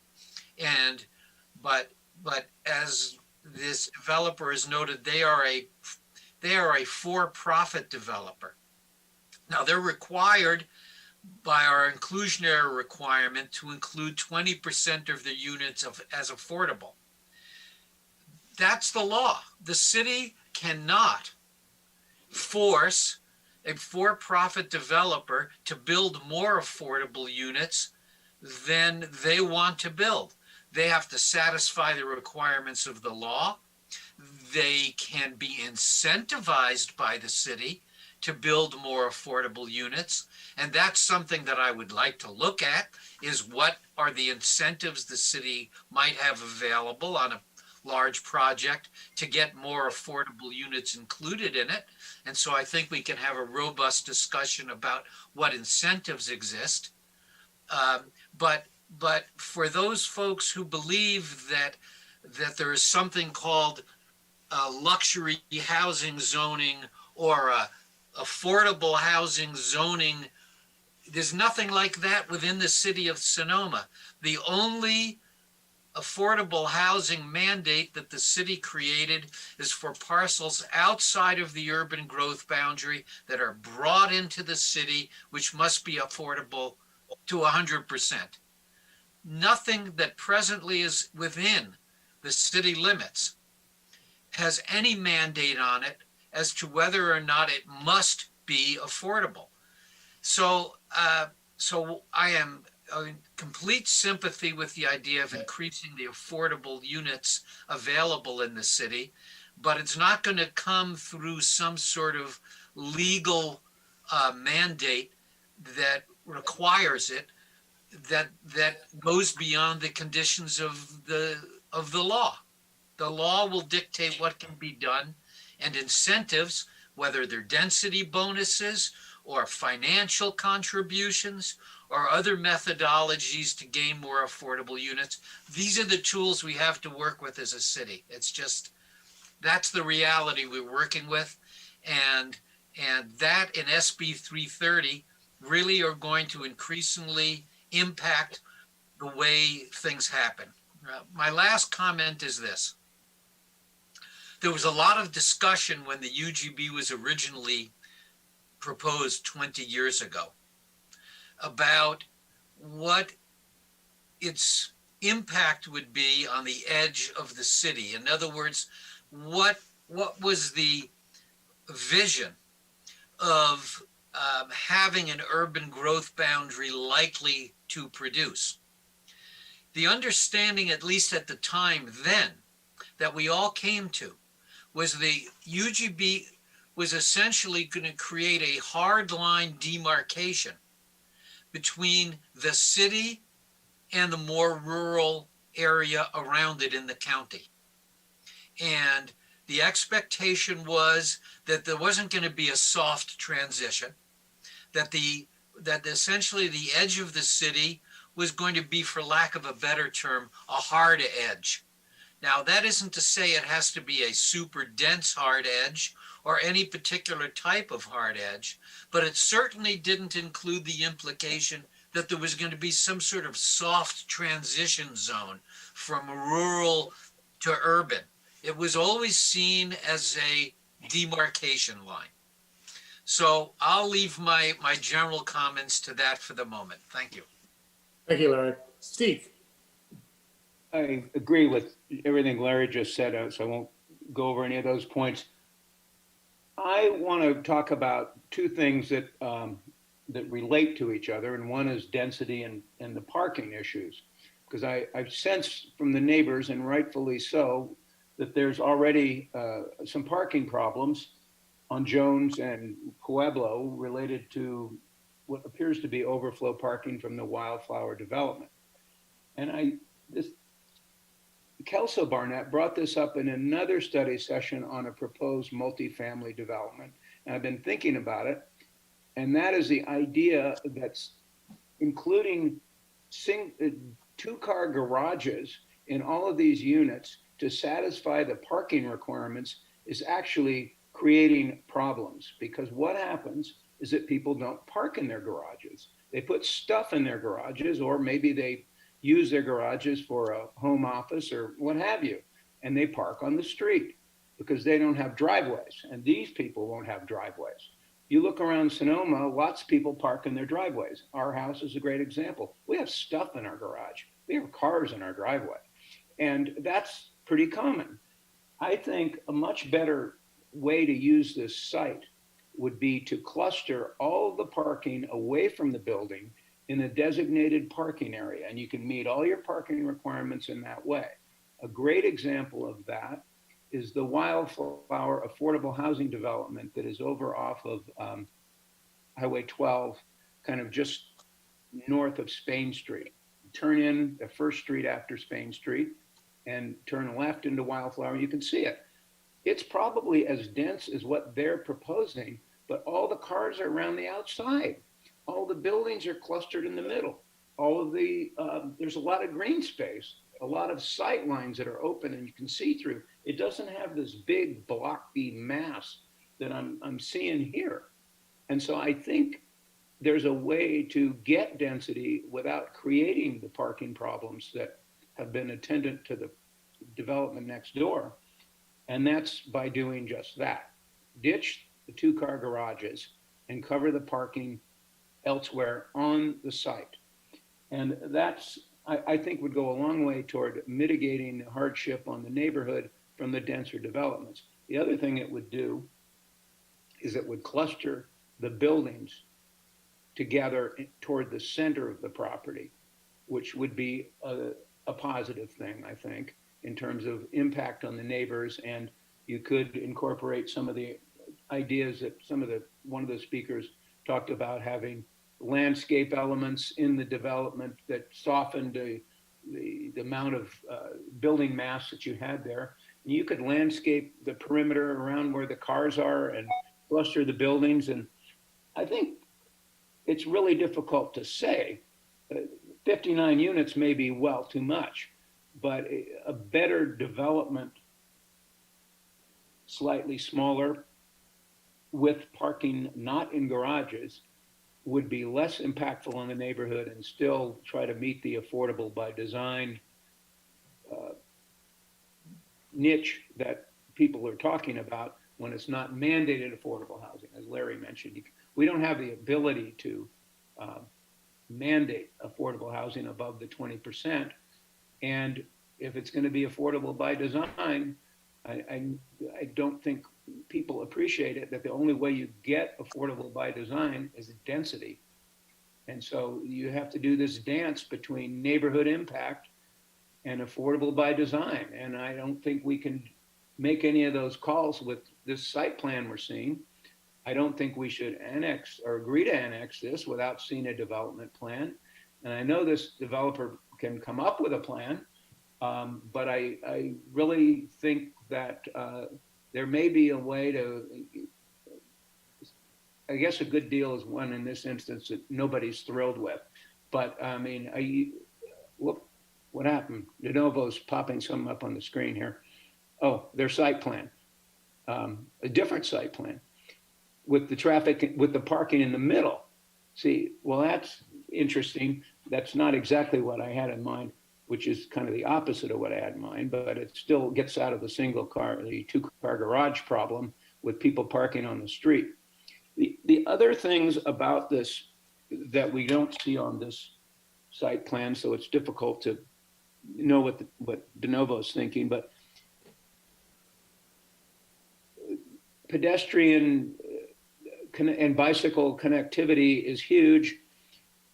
Fifth Street is just hazardous as all get out. You cannot walk on Fifth Street. There's those ditches. Obviously, those are going to need some culverts, and then they need to be filled over and used so that you can actually walk on them. And we haven't seen anything about that yet. So those are my main thoughts. My sense is it's too dense, but I think you could have a lot more density than people might be initially inclined to go with if the site was better managed in the design phase. And I've said my piece on the parking, but so those are my main points. Thanks, Steve. I'm sorry. Kelso, please. Thank you, Chair. First, I want to say I've actually really appreciated this discussion and this study session. In the past, we've had study sessions that have gotten fairly contentious, and I think this was very positive, and I think is a good sort of way to start what hopefully will be, as many of the public commenters said, would be hopefully a collaborative process. I really appreciated the presentation from DeNova. I also was very impressed with the neighbors and the new neighborhood group. I think I'm optimistic that everyone realizes that this site will probably be developed as housing, and hopefully together we can come up with, I believe one of the neighbors said, we have to get this right. And that's a line that I like to say with really every project, obviously with limited land in Sonoma within the UGB. This is clearly a entry gateway site to the city from the east, and it is really important that we get this project right. I think Commissioners Barnett and Barbos before me have made some excellent points, and so I'm not going to reiterate those, but what I do want to address is basically what we've been asked to discuss tonight, not necessarily the details of the proposed concept, which I don't even believe at this point is even a submitted project, but just this idea of annexation and pre-zoning. The neighbors, I mean, we all want to get this right, and we all want to develop housing on this site. And obviously the state also wants us to develop housing in general. Unfortunately, they, through SB 330, have put us into a situation where there is no incentive to annex this site unless we have, because we will lose a significant element of local control once we do. And so in general, I don't want to say anything hard and fast because this is a study session, but I don't think annexing this site without some sort of development agreement or some sort of entitled project before it's annexed is a good idea. And I don't think the Planning Commission or the City Council should support going down that road. We need to have some sort of entitled project development agreement with proper CEQA review, proper public input, hopefully a win-win for everybody before we annex anything, in my view. And so those are my comments. Thank you, Kelso. Sheila. Good evening. Thank you. All the comments from the commissioners already. There's no one I disagree with. I also want to echo Commissioner Kelso Barnett's comments. It's so exciting to see the neighborhood involvement. Thank you all very much for being involved. You were so articulate, and obviously you've studied your material, and I'm sure that Trent and Carrie and everybody at DeNova is going to learn an awful lot from you. So that participation that you are willing to, that energy you're willing to put into it is really very much appreciated. And Trent and Carrie, likewise, I think that your presentation and your willingness to listen to the neighbors is going to be critical here. You'll either swim with the tide or against it. And I think that that's going to be your opportunity, is to work with the neighbors and figure out, what is the tide? How can you swim together? Right now, I see a little bit of everything. There's we want density, but we also want not so much density, not so much traffic, parking, maybe not have a garage. But if it's a mid-level priced home, people want garages. They might not put their car in it, but they think they will, and they really want room for their stuff. So right now, I think what we've got is, it's a little bit all over the place, and it's hard for us to give any feedback or to even suggest an annexation of this property when there's not a picture that anybody can get their head around or to understand or to advocate for. There's a couple things that did come up, I think were really kind of new to me. I think really focusing on the biking issue is very important. I think that needs to be incorporated. The 113 oak trees, I'd certainly like to know a little bit more about that. That's an issue that I was not really thinking of before. So I think that's something I'd really like some clarity on. I also do agree with one of the comments that this is kind of an entryway to the eastern side of Sonoma. I don't think this area, MX, doesn't seem very logical anymore, because putting any kind of commercial property in here, I can't see the sense in that. I'm trying to get my head around why that would make sense. There is Broadway Market on the western area, and then on the eastern side, further down, is Weinberg Market. Not really seeing a reason that this should be MX. And if it's not going to have some commercial zone, I don't really see any value in us annexing it with that MX zone. So that's something I would like to get some more clarification on. And I am concerned about the lack of compatibility with the adjoining lands. There's very different properties on the north side, the south side around it. And for this property to fit in, it's gotta fit cohesively and not be just jammed into this spot. So my feedback is keep talking to the neighbors. They're clearly very engaged and very willing to do the homework. And I think that's going to be where you're going to have the most success. Thank you. Thank you, Sheila. Bob, Mr. Felder? I'd like to hitchhike on some of what Sheila's been saying and agree with a lot of the other comments as well. But I think everybody is in agreement that we really look at this site as housing, not mixed use. And so I say that before we get into a pre-zoning, that we ought to be moving in a direction to zone it to what we think is the intended use.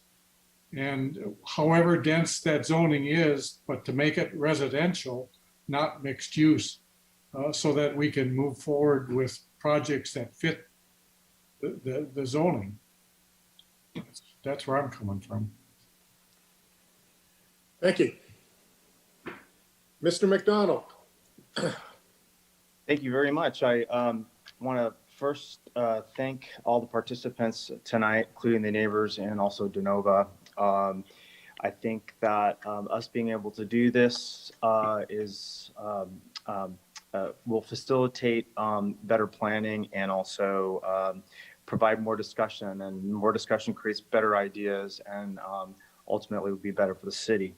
I'm not going to reiterate what all my other fellow commissioners have said because I agree with all the points. But I did want to just highlight one thing in particular.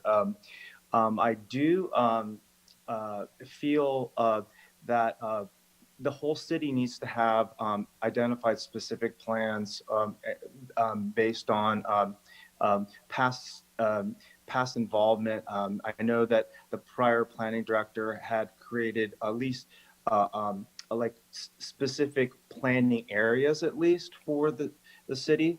And we've already implemented a few. I don't know what the time frame is for the remainder of the city, but I do see a benefit in helping facilitate any sort of annexation, along with looking at a specific plan for this section of town.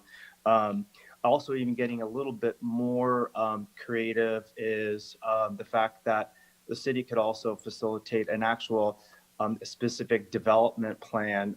I do know that this site's probably not as big as some large scale developments, but creating design elements, creating circulation elements, creating open space elements, if that's needed for a site like that. But I still think it can be accommodated with a planning area plan that would accommodate looking at any sort of annexations or any development, coordinating public improvements, road widenings, open space allocations, preferred streetscape plans. And these are all things that we've looked at in our downtown and also in some of the neighborhoods that surround our downtown. Also, just to note, I also have some concerns about the mixed use zoning designation in our general plan. Definitely, we should, if we were to do any sort of annexation or any sort of specific plan, we'd want to look at redesignating that to something that seems to be more appropriate. And lastly, Commissioner Councilman Barnett had mentioned looking at specific guarantees or agreements with a property owner or developer during or part of the annexation process. So looking at development agreements and with any sort of annexation, if we do go that path, I think is a really good tool and has been very successful. So those are my comments. Thank you, Bob. Well, I am encouraged with the process that has taken place tonight, and I'm going to reiterate phrases that have been spoken by both public and fellow commissioners, and that is, it appears we have an opportunity to demonstrate a successful project from a collaborative effort. And so I'm hoping that the communication, the transparency, the integrity of all participants will be such that we ultimately will indeed produce a superior product because of the collaborative effort. And we're all coming from it from a few different angles. And I'm going to be wildly optimistic to think that we can actually all be successful. My specific comments to the applicant is I think this is a site that lends itself for some more creative thinking. On your project on West Spain Street, I may not have spoken at the time, but the uniqueness of the alleyway was something that I thought was a plus, and it was something that was a little bit outside the box. I would challenge you on this project to take that same kind of, instead of thinking a little bit outside the box, and have a site plan that truly reflects kind of the character of this site. I'm not a real fan of clear cutting, and I also know that if the property has 117 trees, that it would be extremely difficult to do a successful development maintaining all 117 trees. So I'm not asking for that, but what I am asking is to not take the path of least resistance, and that is just to create a clear, open site. I think also there is some legitimacy when people throw out the word that it's a gateway. It is a point of entry, and it is something that we are mindful of, and we have an opportunity to, I think, create something that is special. So I challenge your architects also to recognize that here is going to be a great portfolio project in their work to do something that truly is high quality design. And my last comment, because it's less about being late, it's about the fact that I'm out of battery. I too think that when it comes to annexation, we need to be revisiting its zoning, and that it truly is a housing site. So I do support my fellow commissioners' comments about zoning it with a designation that truly reflects what we want from a housing standpoint. If someone can give me a compelling reason why we should open it back up to either the applicant or the public, please speak now. Or I'm hoping from an applicant standpoint, Trent, and I believe it's Carrie, excuse me, that you have found this to be a benefit, and I'm really hoping that this spirit of collaboration will continue. Certainly, Chair Willander, if it's okay, may I have just a few minutes to address some concerns that I heard pop up to the best of our ability? You sure can. Very good. Thank you, sir. First off, I just want to share my screen one more time in the attempt to put Carrie and I's email up on the screen. I do apologize to anybody if they felt we have not been transparent. That has not been our goal whatsoever during this whole process. Earlier, there was a comment made that someone didn't receive a letter and they live right next door. Do sincerely apologize. That was not our intent. Maybe you got caught up, but I do remember seeing all the labels and specifically pointed out to my team and I to make sure that all the adjacent neighbors were included. So if for some reason anybody did not receive one back in May, we do apologize. And that's why we wanted to have the public process here this evening with community and commissioners and staff involved. So up on the screen, you'll find my email. They're both really easy, Trent@DeNovaHomes.com. And Carrie's email is KWatt, W-A-T-T, for her first initial and last name @DeNovaHomes.com. You can also call our office at 925-685-0110. I believe a couple of the public commenters mentioned that we've had open dialogue. We're not trying to hide. We're here. We're all part about the public process. So please do not hesitate to reach out to us. We would love to continue the collaboration because we did receive a lot of great feedback this evening. And want to make sure from our vision, we'll have to put pen to paper, obviously, but it sounds like there needs to be a diversified type of housing for this property to help achieve the housing goals while honoring the character of the neighborhood a little bit more as well. Totally understand everyone's concerns as it relates for the mixed use designation. I just wanted to clarify for similar to Oliva on West Spain Street, that project was 100% residential with the MX designation. So if there's any other properties throughout Sonoma that have it, it is commercial is allowed, but not required, and it promotes the residential. So it's just a tool, I believe, leadership in Sonoma over the years wanted to have on there. So that was one small point of clarification. Water was talked about a lot this evening. We totally understand. That is why back in, when did we have this done? March of last year, almost 1 year ago, Colleen Ferguson, your public works director and city engineer, commissioned the water demand analysis and fire flow analysis. And all the conclusion came out to be the city has sufficient water supply and water demand to serve both future development and fire flows for the area. So I just wanted to throw that out there as well. In addition to, we've also checked with Sonoma County Water Agency for sewer capacity. They have it all as well. Totally understand, and we'll take to heart and see what we can do on our side as it relates to preventing full clear cutting.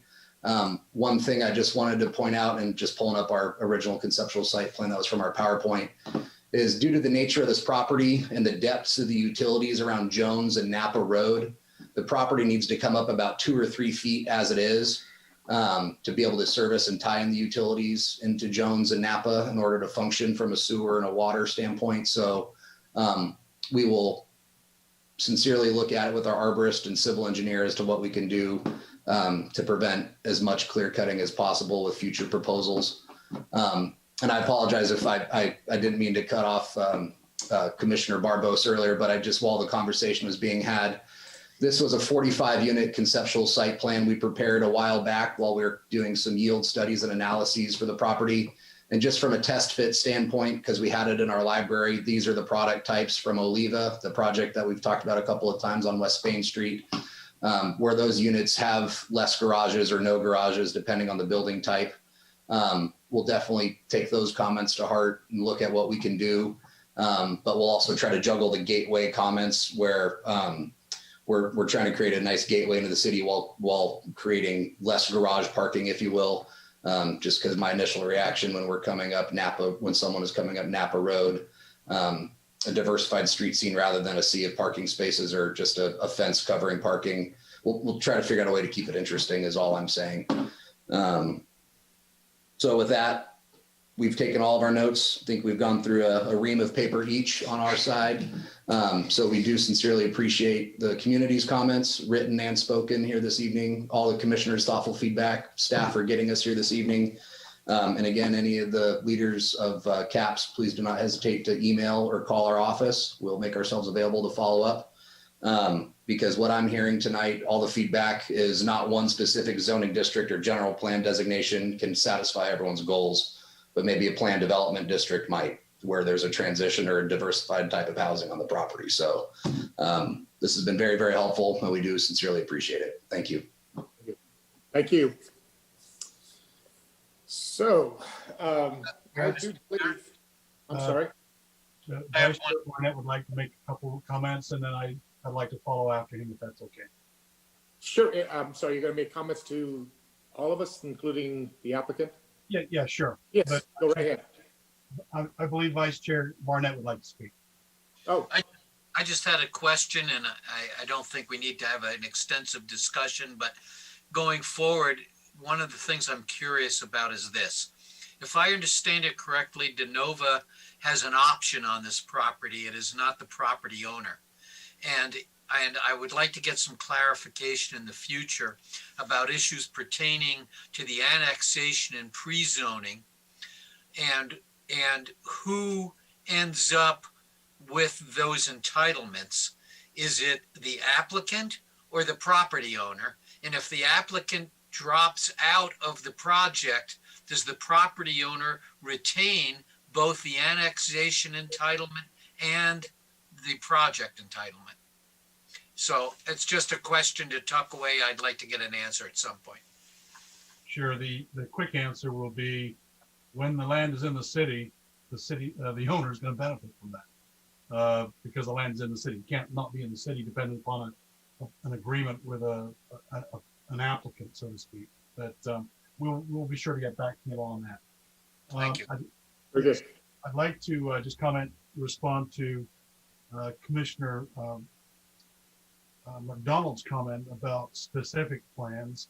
And as you all know, there's a difference between a general plan and zoning. And in between there is a very piece of terminology called a specific plan. You may recall that the Sonoma Development Center is in the process of doing that. And it rests right between a general plan and zoning. So it's got a very specific bundle of entitlements. And Commissioner McDonald pointed out that the area to the south of town would benefit from having a specific plan. And I couldn't agree more. And I'll get to that in just a minute. I have a screen share here.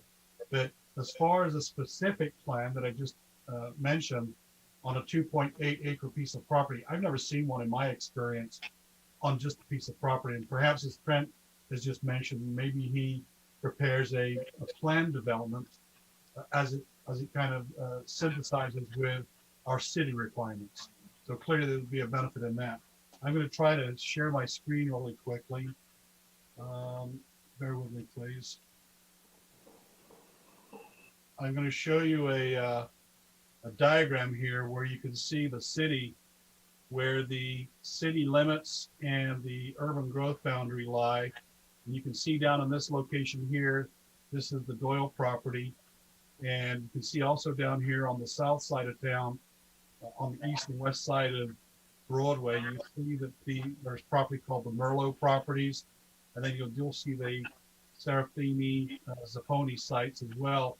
One could argue that this would benefit from a specific plan if that was of interest to the Planning Commission. This next diagram, and certainly had this discussion with Trent and his team, should the application or process go forward from staff, the Planning Commission, and to the council, I'll be recommending that this piece of land also be annexed into the city of Sonoma, as opposed to just going in with the Doyle property. You could then ask the broader question and say, well, wait a minute, let's look at other islands in the city, because the city does have a few. We have the train town as a perfect textbook example of 10 acres that's surrounded on all four sides, as opposed to 2 sides here and 3 sides here. So I'll just leave that out there as a planning thing to be thinking about as we approach the full public hearing on this project when it moves forward. Thank you, Mr. Chair. Thank you. I'll stop sharing. So any further or closing comments regarding agenda item 9.3? Seeing none, we're going to give the mic back to our planning director for an issues update. Yes, Mr. Chair, if you'll bear with me here. I did take some notes. Yes, thank you. On March the 1st, the City Council will be listening to a staff report that's been forwarded on by your commission regarding site coverage, or coverage, if you will. Sorry, Christina. Coverage, and she'll be presenting that to the city council. Let's see, last week, I believe it was, no, January 21st, so a couple of weeks ago, the ABAG Board of Directors approved the RENA numbers for the 6th cycle to have them then forwarded by its staff to the State Department of Housing and Community Development, at which point, when ABAG staff receive feedback, which I doubt will be nothing more than, yes, it complies with the statutes, or no, it doesn't, go knock yourself out kind of a thing, those numbers will be officially released, assuming there are no modifications based on HCD input, in the spring of 2021, which will then go through an appeals process where somebody who chooses to appeal could appeal. One could argue that there may be 1 or 2 appeals with this cycle, problematic for some jurisdictions. I'm not going to tell you which ones they are, but one of them begins with a W in the county, and the other one begins with an H in the county. And the unincorporated county, for that matter, have got significantly increased RENA numbers than their current 5th cycle. I tell you this because the city of Sonoma current 5th cycle RENA number is 137. If everything goes through without appeals and the like, our allocation will be 311 units. And again, remember what I said previously about not being able to derive benefit from the prior 2 elements, being able to identify housing opportunity sites. We're going to have to come up with 311 units throughout the next 8, throughout the planning period between now and when we get our housing element certified by the state. And on that last point, we are in the process of staff requesting and seeking proposals from housing element consultants, and we hope to have that done within the next 60 to 90 days on being able to select that consultant and present that contract to the city council. That concludes my comments, Mr. Chair. Thank you. Also, I have a question, David. Obviously, the site we just discussed is in the county. Can the county, and you just said the county also has a huge RENA number to meet, can they apply RENA numbers to this site to try to satisfy their requirements? Yeah, they won't get the, let's just talk 58 for now. And I did speak with Trent about this. He seems to think that the development, if 58 goes through, won't happen in this cycle anyway.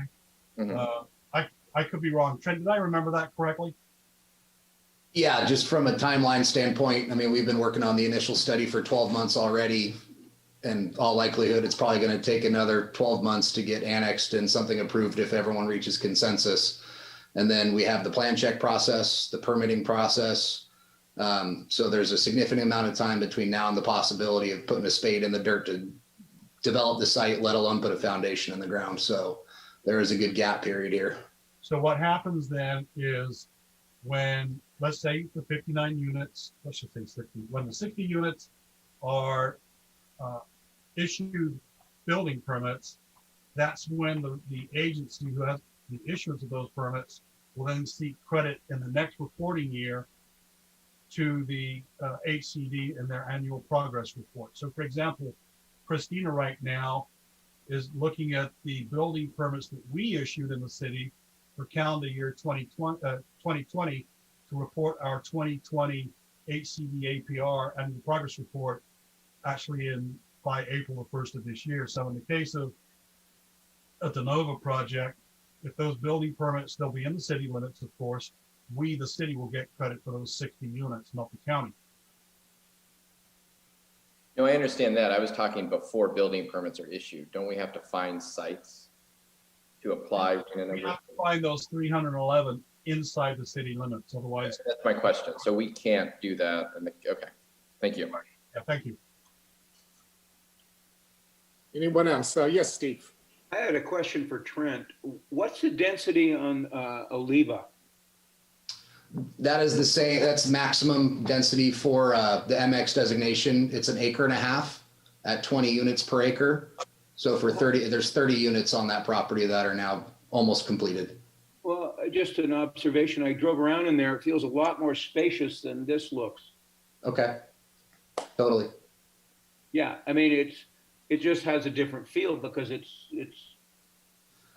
you can drive into it and it's just different. It's just a different feel. Certainly. Yeah. And I totally agree with you. And I think part of it has to do with the character and nature of the parcels.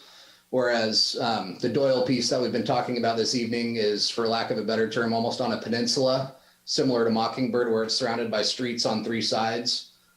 So our initial concept plan was to try to put buildings around the perimeter to create a more articulate street scene and keep everything else in the middle for some privacy for parking or common area. Oliva is a rectangular shape with one way in and one way out with one street frontage on it. So depending on the surrounding factors to each parcel or properties, it just creates different opportunities or constraints for site planning efforts. But I definitely understand what you're saying, because I was just up there checking on our progress last week, and it definitely doesn't feel like a 20 to the acre project once you get into it, due to the massing of only 2 stories. There's less garages in that one, as you were mentioning earlier, Commissioner Barbosa, on desire for more surface parking to get some more of those paseos, alleyways, common area spaces. So I definitely see where you're coming from. Are you familiar with that Valley Oaks project I mentioned? Yes, sir. Yeah, no, I have toured that early on just to get a better understanding. Mr. Chair, we're kind of deviating from a director's report right now. We're kind of going into unexplored territory. I don't know if we want to go back to that item and bring that up, but this is. No, okay. No. I just wanted to ask him a question. That was it. Okay, that's good. We'll cycle back. You can clearly reopen it to the questions. That's fine. I have no more, unless somebody else does. Can I actually, is Trent still there? Can I, oh. Sure. Mr. Chair, if we could just reopen the item, please. Yes. We'll reopen item number 9.3. Go ahead, Kevin. Trent, do you remember, I mean, this has nothing to do with Doyle, so I don't think we need to reopen the item. I was just curious if Trent's here. Do you remember the Mockingbird approval process? Yes, sir. When we were talking about ADUs, we were looking to obviously try to create more housing opportunities for people, various backgrounds. And I recently saw on Facebook that you're advertising your ADUs as office space or a guest house.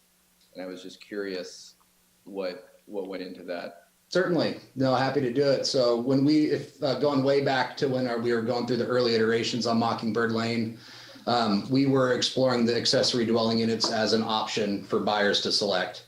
Ultimately, the Planning Commission conditioned the project to have the 12 houses that had them pre-plotted to be a requirement up front, which we are happy to oblige, and we have done so through the development of the project. With that said, we can't require a homeowner to rent out the space. They're designed to be flex space for homeowners, such as in COVID. People have had to work from home more, so we've had a lot of interested buyers, and the unique opportunity it had to expand some at-home workspace. Granny units or in-law units, where older members of a family that can't afford living elsewhere can live at home with their immediate family on the property. Young adults that are coming home from college that can't find anywhere else to live can have their own independent place to live within their own family's household. Or if it's someone that doesn't need to serve their immediate family needs, can then decide to rent it out to the general public and put someone in there. So the ADUs just create the flexibility and the opportunity to do those things.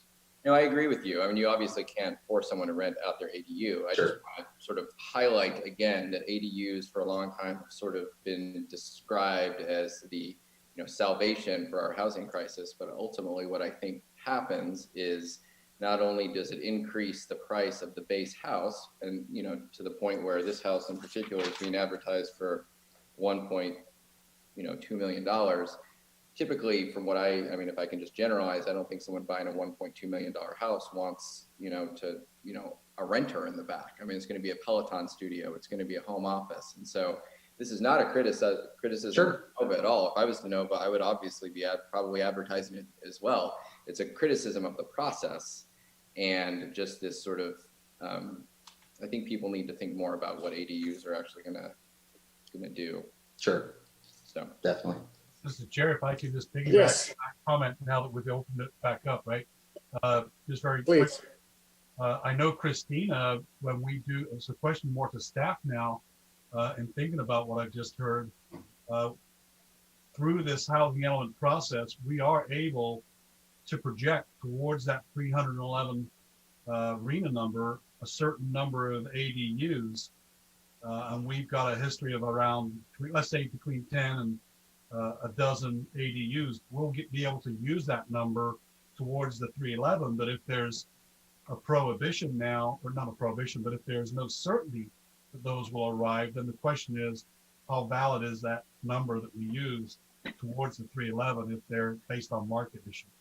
So if we can count ADUs towards satisfying our RENA numbers, even if they're Peloton studios?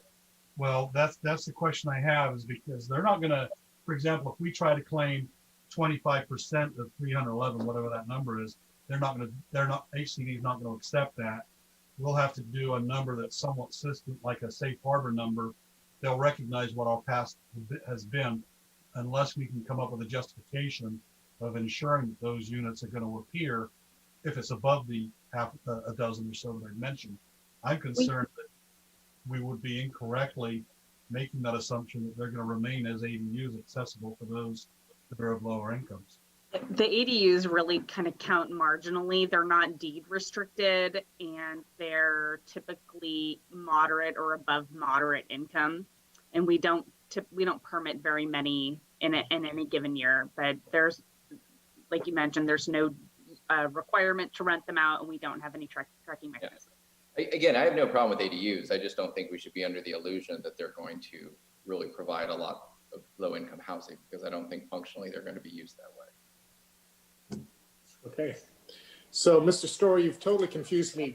Did we open it up again, or did we not? And where are we? I think we did, but now we can close it.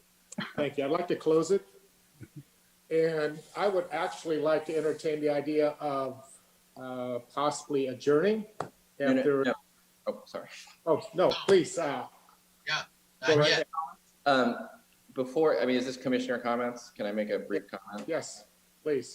Before we adjourn, I just want to briefly acknowledge Chair Felder's service as chair for the last 3 years. I think he's been a great chair. I think going all the way back to early 2017, when the commission appointment process was changed, and obviously that was very contentious, and there was some sort of ups and downs in the beginning, but I think this current commission and I think the new process is a good one, and I think this new commission is an example of that. And specifically, I remember at the time watching Chair Felder's last meeting when he was termed out on the last, few planning commissions ago. And I remember thinking how disappointed I was that he wouldn't be able to be on the planning commission anymore. I thought he was a great chair then. And one of the reasons why I was so supportive of Councilwoman Hunley's initiative to change the appointment process was because I thought there could create an opportunity for Chair Felder to return to the planning commission. And the irony was he did not support me changing the process back then, but I'm very excited that it was changed, and he's been back on, and he's been a great chair, and I just wanted to thank him for that. Indeed. And I will second that. And I will accept a third, a fourth, a fifth, and a sixth on that. But I too want to express my appreciation for Bob, although I am going to talk to him in private about his handing off the baton just as this new project is coming on board. And I hate to think that I've taken this opportunity away from him and that he could have really wrapped up his stellar career with just a bang-up project. But we can discuss that further on a later time. I didn't want you to have to jump in midstream, Rob. But anyway, thank you, Kelso, for the kind remarks. And certainly it's been a privilege to be the chair for as long as I have, but it was obviously time for fresh blood to take over the role. And you haven't gotten rid of me yet. I'm around for a couple more years. So. and we're grateful for that. So any more open comments from fellow commissioners? I have one more comment that I'd like to make on a more serious note from all of this. And this is directed to the planning director. We have a person running around town right now filing complaints for overheight hedges. And it's become a large issue, and it's creating a lot of unpleasantness for the homeowners involved. And it's not just a neighborhood issue, it's somebody walking around throughout the city doing this. And it creates an enforcement letter, which is rather nasty sounding, and it puts the homeowner in a rather difficult position of having to comply immediately or pay a fine or go through a variance or exception process. And I would like to ask our planning director to try to figure out if there's a way to at least review the process and not get us into a constant review of hedges as multiple agenda items for future meetings. And maybe we can at least take a look at the definition or the difference between hedges and fences to see if we can do something to make this problem kind of be taken care of without creating havoc. So anyway, I echo those comments because I've been getting an earful from my friends, particularly on 2nd Street East, and they don't know the process, and they start out by saying, who is this code enforcer? There's a lot of animosity and need for education. So thank you. I think we definitely need to get proactive on that. I'd like to see us do something with the development code to redefine hedges versus fences. Yeah, are hedges and fences treated the same in the development code? Yep. Yeah. For overheight restrictions in the front, in the setback. So, Mr. Chair, if I could just respond. I did speak with Mr. Felder this morning and have since contacted staff on our side who contacted the code enforcement folks. I can report to you that the prior director basically deferred to code enforcement without any interaction from the planning department on those issues. It went straight to them. Somebody would complain, it would go straight to code enforcement. We're having those discussions, and we'll be in touch with our development code ad hoc committee, zoning code ad hoc committee, and we'll be looking at that. I don't want to minimize the public safety aspect of this, but at the same time, getting a draconian letter giving you 14 days to remove your fence or remove the public health concern, that's a little bit drastic. I agree with that. The intent of those letters is clearly to get action, and that's what we hope. It's not to receive any monetary gain, but to get compliance with the code. But at the same time, we realize, as we've heard when we had the project, I'm going to forget the name on it now, but we had a project not too long ago where that particular property owner stated that there were many violations throughout the city on that side of the town. And we were to look at it, but have not done since. So we can report back to your commission if that's necessary. That brings me to a similar comment, and I'm not sure where the sweet spot is, but I think this is a byproduct of having rules and regulation codes and only responding to by complaint. So what happens then is people have had high hedges forever, and then all of a sudden maybe someone out of spite or is angry because they weren't granted something are going out with a measuring tape. So I'm just going to suggest as a closing thought that maybe we should revisit this idea of compliant only based on complaint. There must be a better way, or I'd like to suggest that we give consideration that there might be a better way of having compliance without having to wait for the complaint. And I understand we're short on staff, but I think this hedge thing is indicative of the fact that a lot of the stuff has just gone blind eye for years. So anyway, that's my 2 cents. Thank you. We'll certainly have this discussion, I think, with yourself, ex-Chair Felder and Commissioner Barnett on the Development Code Ad Hoc Committee. We can put that on the agenda. Christina will be sure to make sure that happens. Great. So Thank you for your patience with a rather rough start on my part. May I have someone entertain a motion to adjourn? So moved. Thank you, Sheila. Thank you. And do I have a second? You have one, yes. Thank you, Steve. And so again, good evening and thank you. Thank you, Bob Felder. Thank you, Chair Thank you. Felder. Thank you, Thank Chair you, Felder. everyone, for being so supportive. Thank you, Chair Felder. Thank you. Yeah. You'll Good be night. missed.